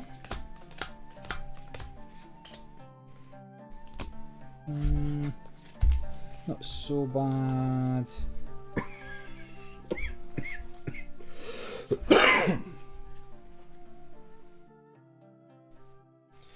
Fine, I guess I'll play to hit him first. So deploy, gain 3 life, back up to 12. Woo. Stop it. Woo. And then when I gain life, this gets +3/+3. Where are my dragons? So it's a 7, 8 now, and that is me. 7, 8.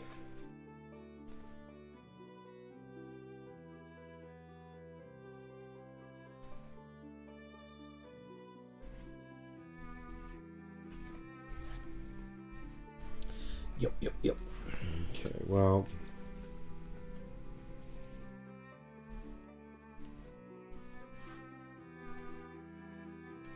I think, for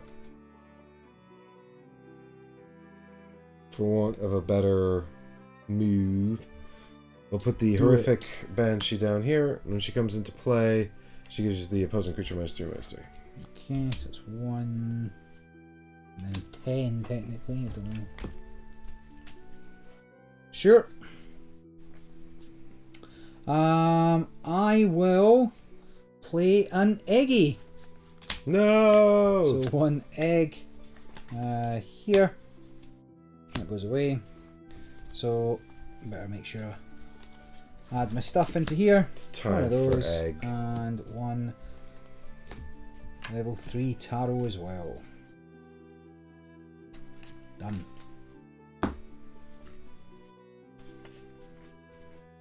So it's me now, right? It is. Okay. So, oh, she should actually be back here. So here's um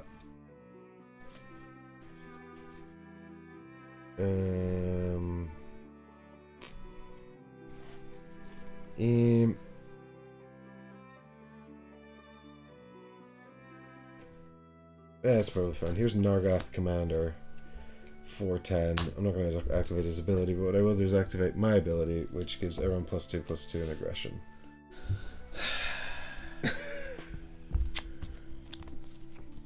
We don't have enough. You don't need to worry about that. Yeah. This is fine. They'll die. So you hit me for, well, yeah, stick it on.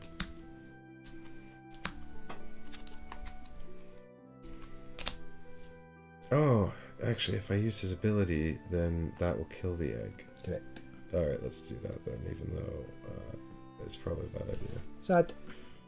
So this goes up to 4, and she takes 2 health, 2 life off. Don't think about. Don't you kill her anyway? No, I'm only hitting for 1 now because you got my the -3/-3. Oh. And this also goes up to 4, and he takes 2 damage as well. There we go. 2.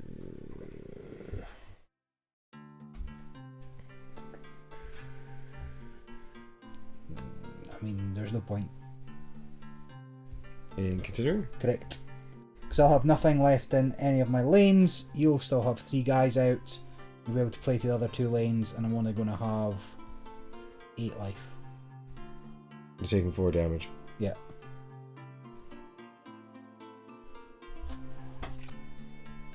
Give a creature +8. Is that my next thing? Oh no, it's not your next thing. Yeah. Deal 5 damage, that's 2 creatures, even if I got some defenders out. So yeah, I will concede at that point. Sad. It is. I mean, so the game, I could take the half of the deck and put another half in and see how the difference kind of works, right? I think that I feel like there's a sort of an obvious deck building element here, which is combining or like synergizing the. Oh, there's a cat under there. It's like what's going on? A little cat attacking my feet. I forgot she was in here. I feel like there's like the dinosaur thing we saw. This deck's got like a lot going on with elementals on one side. Yeah. So I feel like there's sort of obvious opportunities to sort of combine those keywords. You know, which would be quite interesting. Yeah, you'll get something out of it because now we've found that dinosaurs are in multiple factions. Yeah, the keywords sort of transcend faction, don't they? So yeah, so you can find things that work together. Yeah, you got to play a few, find out what the better leaders are.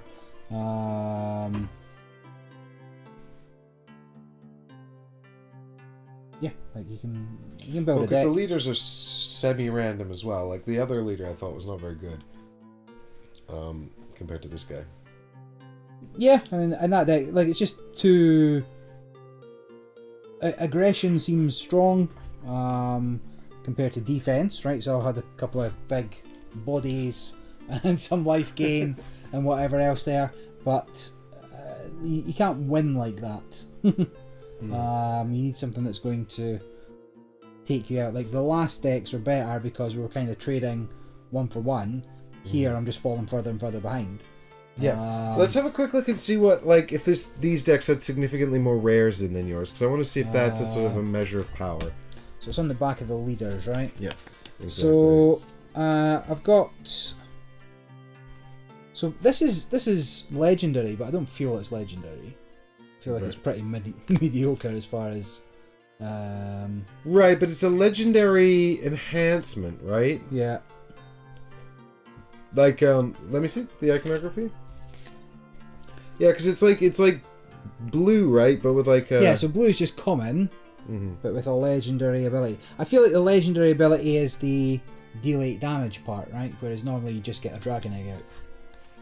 I'm not 100% sure on that. Like kind of how it works.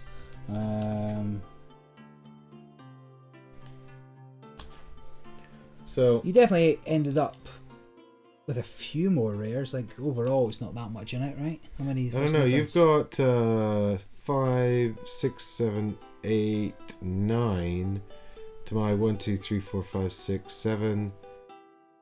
No, to my 14. You've got 9 to my 14. Yeah, I mean, it might make a difference. Like, but what's the difference? We don't know what the difference between a legendary and a common is, you know? They all come in the same packs. Yeah, I mean, I'd be interested, if you know about the game, leave a comment down below. Let us know if the rarity sort of translates into power level or viability, or if it doesn't. Watch out for the little cat, by the way. She's decided to sleep on your tree. Oh, is that where you're hanging out? She's leaving my feet alone. Yeah, I mean, like I said, I feel like this deck was fine. It just wasn't. I don't know, it just didn't go off. Like, I couldn't keep anything on the board long enough to do anything. Your stuff hits. It so hits hard, and it wasn't hitting back enough. Yeah, it hits really hard, and it does quite a lot of damage as well. Yeah, like direct damage and. I'm not really sure. I wasn't really sure what to do about this guy. I need to get him off the board pretty quickly because he's pretty gross. But well, only if I gain any more life, which I would have next turn. But my next turn wouldn't have been that exciting. I would have played the Exalt to give a creature +3 health, and then oh no, that's when you gain health. I've nothing that gains health. So really, this deck here wants to combine with a deck that actually does healing. I wonder if there's like a blue deck or something that can do a lot of healing. I mean, there'd be something. Because like every time you played this guy, he'd come out +3/+3, and that's pretty scary. I'm sure you can go through the two halves and you can find something that works together pretty well. But yeah, I feel like that'd be quite fun. Mashing two together, you're not 100% sure what you're going to get, right? Yeah. Well, precisely. We didn't know anything, and yeah, we don't know what's good either. So, well, I've decided 14 rares is good. Yeah, more rares. More rares. Very good, very nice. Alright, what's time? Right, it's time for Barry to go. So Yeah, I'm gonna put us on thumbnail, and I'll come back and I'll open up another box of Whitefang Pass, and then we'll do. That's gonna take you till 2 in the morning because I can't open them. Yeah, I can't open them. I got my scissors, so I'll be back in a minute. But we'll let Barry go first. So. Toodle peps. Bye, Barry. Bye, Barry. You're the best. You should be on the channel all the time. I don't know why he doesn't have you on more often. It's like I get noticeably lazier when Barry's here, and I'm just like, oh, Barry, just run the show. Tell them the stuff. Right, we'll be back cheers. in a minute, guys. See you See soon. you later.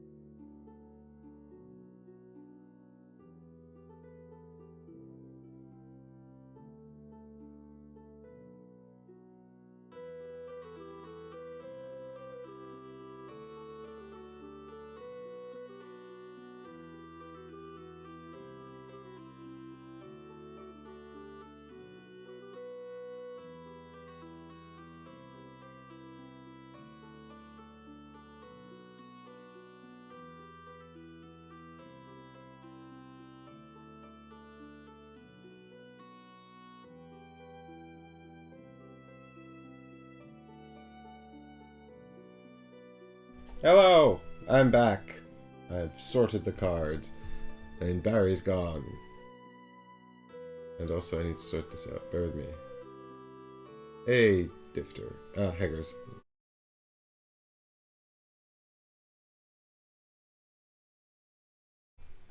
There we go, I fixed it.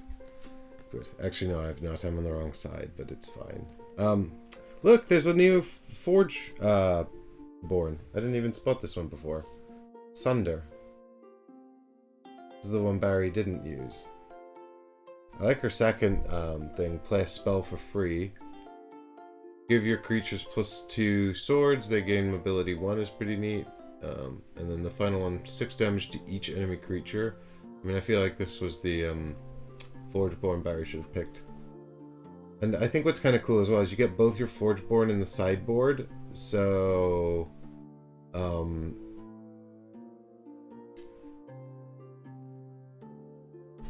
so you can like change them game to game. Although I don't know if you get to see an opponent's deck list, and I don't know how feasible it is to figure out what their deck does just by looking at a deck list. It depends. Again, we've sort of seen how the cards can kind of be the same, but then they might have prefixes or suffixes that change them a bit, which is interesting.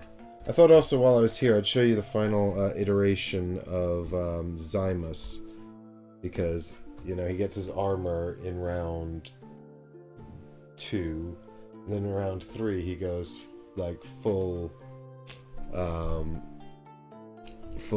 magical undead monster. It's pretty cool.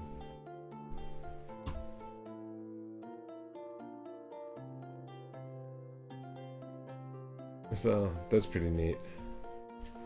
I mean, I'm not sure if he's that strong. Like 6/6 and then you get a free 6/12. I mean, that's pretty good. I think that's pretty cool. And he's a zombie, so anything you have that triggers off the keyword zombie would trigger off of him.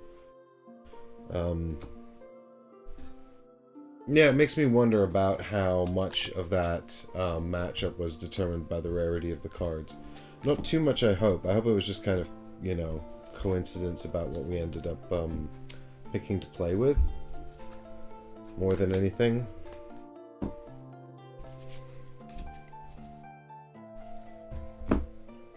But also that that burnout card is nuts. Like, this is super crazy, this spell. I mean, this is obviously the level 3 version of it, but even at level 1 and 2, like, this is partly what killed Barry. You may play a Spellsword minion, which is low attack, high defense, and then just give your creatures it's +2, +3, +4. Like, that's really good, in my opinion. Obviously, it's better if you've got more creatures on the board.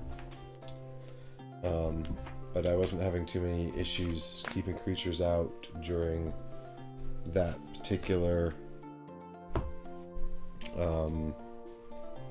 game. But yeah, I thought we'll take a look at one more box of this before I put the game away. See if there's something sort of interesting or cool in there, and then yeah, we'll save the last one for the patrons. I brought some scissors so that I don't get trapped.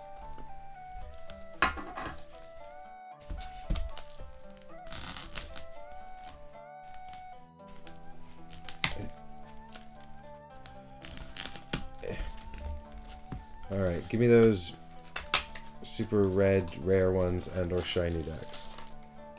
I don't see any more foils. Boo.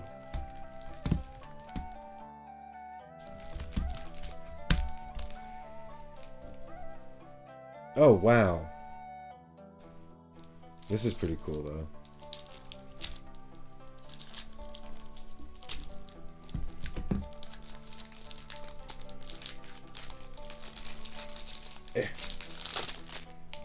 Spellswarm. The Rinsing Mechanical Mammoths. Oh, it's got one cool card in it, and then the rest are all commons. I wonder if it's good. I'm really interested to see how sort of how these different decks sort of work in big play, you know?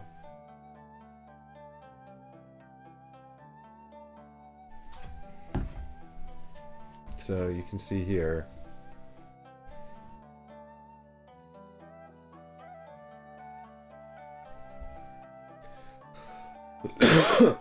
only 3 rares in this one, and one of them is forged and the rest are ordinary. But what's as interesting about that is the rare is this guy, who I thought was pretty neat.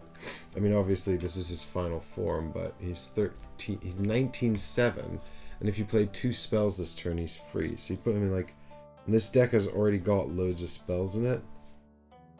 That's pretty cool. I wonder what his level 1 version's like. Oh, he's the same throughout, it's just his stat line that changes.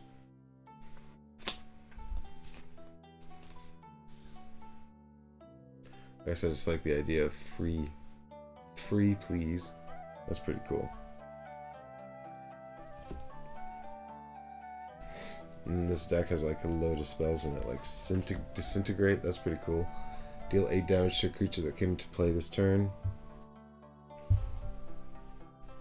And then technically also the Exalts are spells. So this one is deal 3 damage to an enemy creature when you deploy this. And then when you play a mage in this lane, deal 3 damage to an enemy creature, then destroy this. That's pretty cool.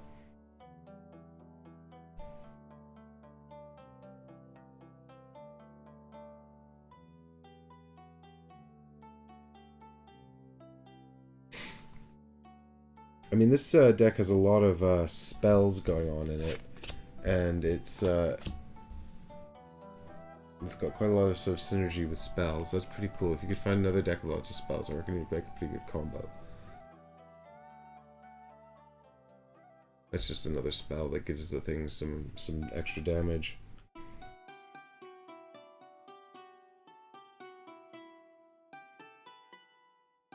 Oh yeah, check this out. Uranti Elementalist. Deploy. If this replaced a creature, you may play a spell for free. So that's pretty cool.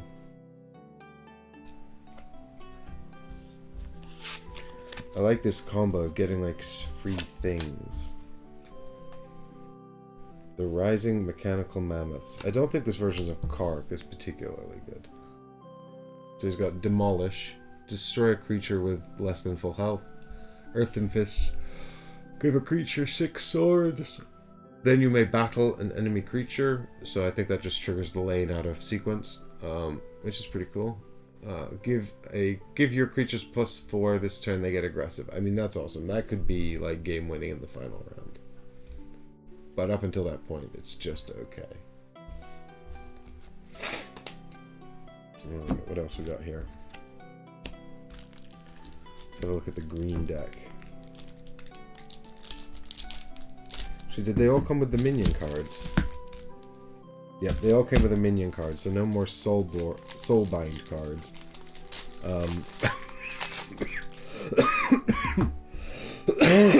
Clearly I should have opened the final pack, and now I've promised to give it away. Damn. Yeah. What is this pack? There's no good decks in this pack. Oh, hang on. Shit.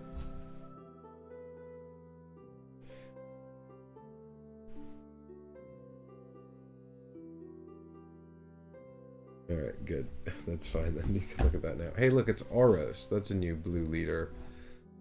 Vitality's Chasing Detachment. This sounds like it's got healing in it. The cursed magic calls to me, always beckoning me to these exalted places. I mean, it's got a lot of exalted stuff in it. I like the flavor text. That's fun. Here's Oros. So we haven't seen him before. He's a new green Forgeborn. Dark Force Drain. Give a creature +2/+2 for each spell in your banish pile. Give a creature +4 swords and an additional 4 swords for each spell played this turn. I feel like I just want to combo this with the one I just showed you. Give a creature +10 health and a creature adjacent to it +10 health. Imagine if everything in this is just really good comboing off spells.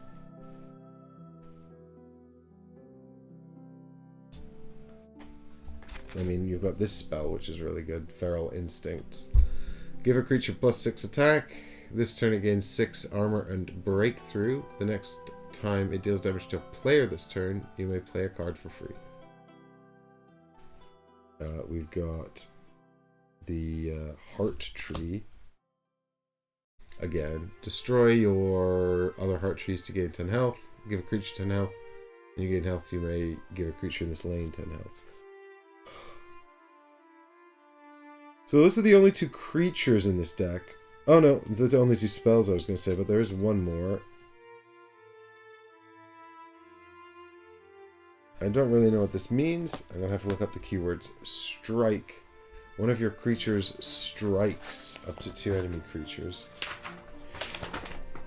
Is it in this one or is it new? This creature deals damage equal to its attack to another creature. Oh, that's great. So just deal more damage to enemy creatures. I like that a lot. I mean, I already feel...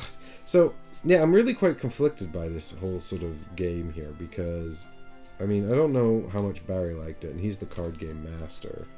I had quite a good time playing this. I thought it was quite simple and straightforward, but I don't know how much of it would be. I think if we put a little bit more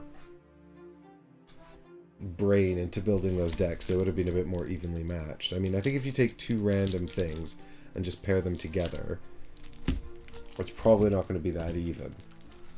I also feel like you probably need to get some dice, because adminning those tokens was a little bit of a chore.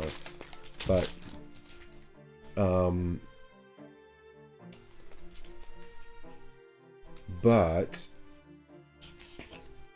overall, I quite enjoy playing this. I mean, it's really light, but you could just kind of pull it out. You could play it with a friend. You could have fun sort of making things, you know, making pairings that play off against each other.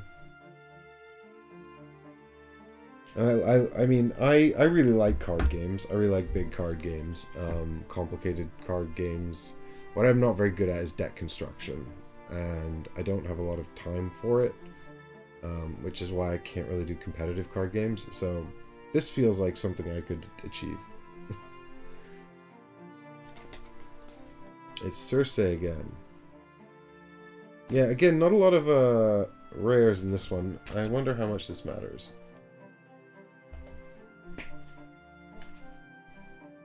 Because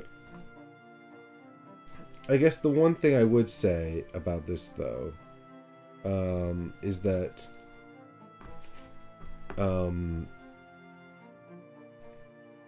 these aren't cheap. I mean, you know, they're really high quality cards. So, you know, that's good. But I think one of these boxes, like the one I'm giving away here, one of the boosters, which is 4 decks, I think it's like 20 or 25 quid, which is quite expensive. So I think if the quality of the deck half is tied into the rarity, and you get some like bummer ones, that would be a real shame. But if they're not, and they all make sort of different compelling combinations, because like I've opened I guess I've opened 3 boosters and a starter set, and I can already see some really cool combinations in here. So that's pretty neat.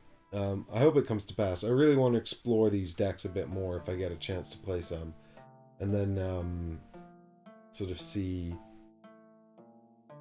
how that looks.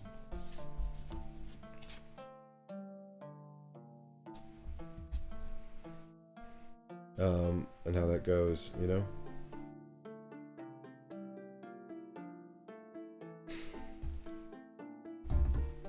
Anyway, this one's got some interesting sort of creatures in here. There's this combat drake, and I don't know what I mean, mobility 3, I don't know when you trigger that. Mobility seems like an interesting one. I couldn't think about...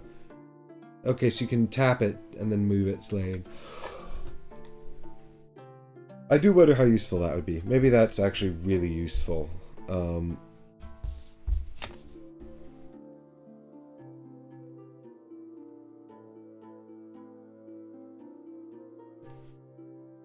Okay, so there's 2 beasts in this deck. Yeah, I see something like this, and I think this is really cool. So this is a spell.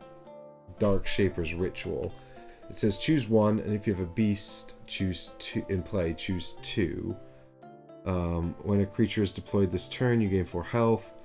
Play up to 2 zombie brute minions, which is super powerful. Each enemy player must destroy 1 of their creatures. So, I mean, that implies that you can play this at more than 2. It does say 2+ on the box. I don't know how you would do that, though, with the lane system. Feels weird. But, anyway. Yeah, there's only 2 beasts in this deck, so if you didn't put this into... I think if you didn't combo this set with a deck with a... Oh, interesting. I thought this was our guy from before. Is it the same art? This feels like our guy Sigmund Fraud. This is the Evil Lab Evil Lab Exalt card.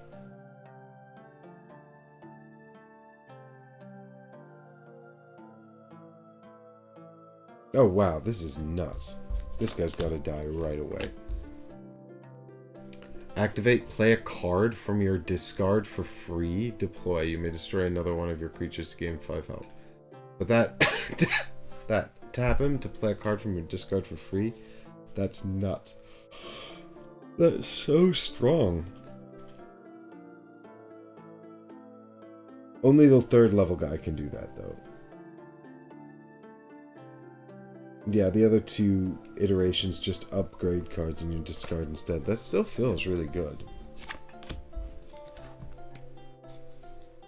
What's the catch? Yeah, there's no catch, Haggers. I guess the catch is he's level 3 and he's only 7-9, which is not great.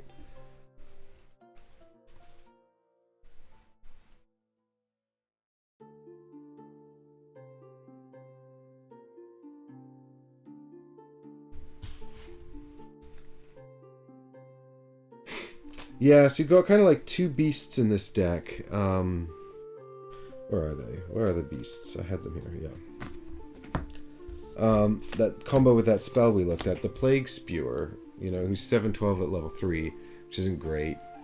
I mean, it's okay, I guess. I don't know. I mean, we've seen level 3 cards in green that are 60, but of course, green is like known for that. Then we saw that red card that was 30, and this is just 19, so it seems like a bit on the weak side for level 3. Of course, the guy we just looked at was 16, but they were also in the same deck. It says, choose a faction, give all other creatures of that faction -3/-3. That could be very useful. It's a beast, right? And then you've got this guy, the Stout Patron, who, when he's activated, give your other beasts +6. So that'd be really good in a deck with more beasts. So I feel like there's only... Excuse me, I'm sorry. I feel like there's only 3 beasts in this deck, so you want to like pair this one up with a deck with a lot of beasts in it, so you can just really get the most mileage out of those cards. But it still feels like the rest of that deck doesn't really have much of anything to do with beasts. So, interesting to see how that sort of works out. This is our final set that we're opening. Oh, that went by way too fast. And we didn't get any red legendary cards. Boo. Oh, this last one only has 2 rares in it. This was, if I'd bought this pack, I'd be a bit disappointed, I think. All of the decks are very low in rare cards. I don't know how, like I said though, I don't really know how important that is. I hope it's not important at all. But then it does make me wonder why they've put it in. You know? Right?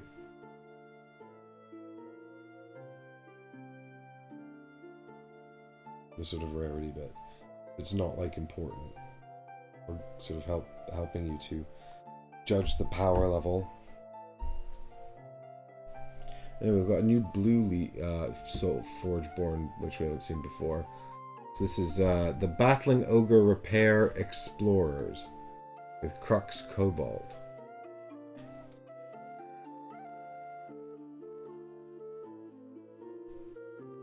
Crux Cobalt says, Shatter Psyche, destroy a creature with 5 attack or less. Mind over matter, draw 3 cards, then put 3 cards from your hand on top of your deck. Give the next creature you play 8 armor this turn. That's cool, I like that. The enemy player may play a level 1 card for free. Then you may play any card for free. That's cool. That's cool. I'll take free cards. I like free cards.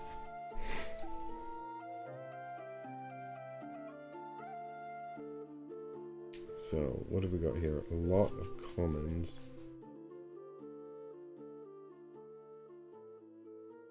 So this is a spell tech upgrade. It's a lot like the thing we looked at before. We just looked at in purple for beasts, but it's for scientists.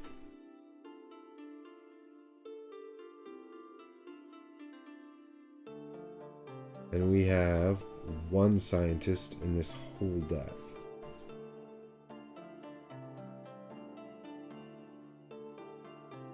Not super impressed.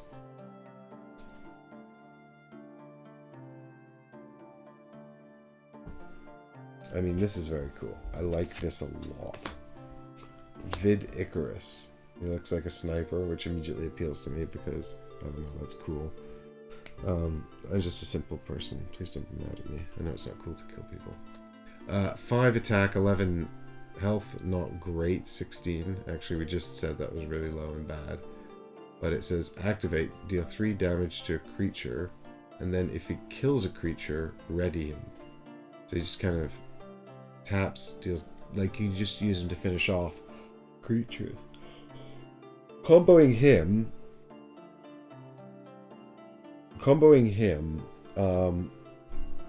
with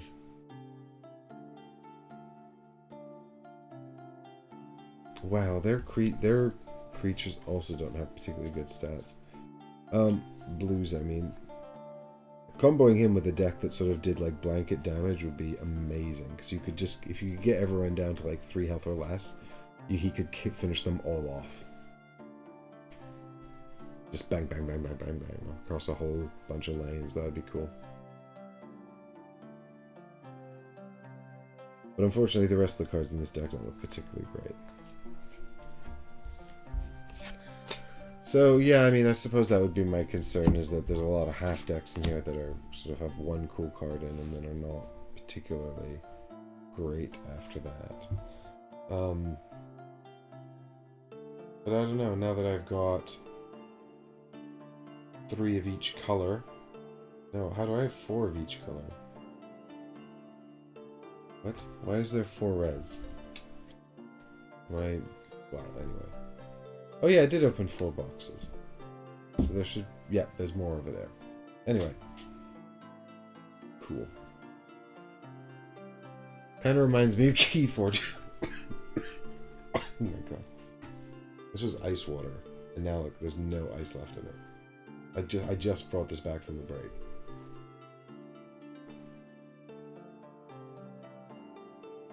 It's so hot in here. I have to wrap up the stream. Yeah, Haggers, well, we talked about that earlier. Obviously, it's a different publisher, and the designer's the same, but the Richard Garfield. This also was a co-design with Justin Gary, who did Ascendancy.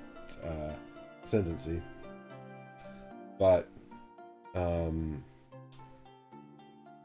this was designed before that, before Keyforge. And then Richard Garfield went off to do Keyforge with FFG. But I mean, the fundamental difference between this and Keyforge, other than that the gameplay is very different, is that in Keyforge the whole deck is generated, whereas in this you've got half decks. So you've got 4 factions, and you take 2 decks and combine them to make a single deck. So even just from these 4 here, you've got 6 decks, actually. I think I said we'd do the math for how many potential decks I'd have after I opened all the boxes, but I didn't open the last box. And now I'm going to give it away on the Patreon. So, with that in mind, let's roll the credits. Thanks everyone so much for watching. If you like the table, it's a game topper. You can find a link to them in the description below. Big thanks to Stoneblade Games, for Stoneblade Entertainment, for sending me. They gave it to me at UKG. Very kind of them. Very grateful for that. I'm keen. I'm keen to go away and try out some combos. See what I think if I try to actually consciously combine them. I think that'd be really cool. Yeah, I'm looking forward to playing a little bit more Solforge. I don't think I'll ever hit the competitive scene, but I think it's something I could pull down off the shelf and play some games of. It could be quite fun, for sure. I feel like I need to get a game topper for playing Aeon Trespass Odyssey. Yep, Eggers, I think Aeon Trespass Odyssey needs table space. But I've got the table space. If you can't fit Aeon Trespass Odyssey on here, That'd be something. Anyway, now the real question is whether I can fit it on here and reach, you know, across the whole table. Like, I can't reach the other side, so I need someone to pass me the components. Anyway, let's call that a stream. But thanks everyone so much for watching. Make sure you subscribe to the channel, turn on your notifications so you don't miss videos when we go live. You don't miss reviews when they come out in case they're pertinent to you and helping you tailor your board game collection to exactly the right games. But for now, I'll call that a stream. I'll see you all in the next video. Thanks for watching. Bye for now. Oh, leave a description down below if you think any of the decks you saw. Leave a comment. Leave a comment down below if you think any of the decks you saw look particularly good. You think you have some thoughts about what I should try. Let me know. I'll give them a shot. Bye-bye.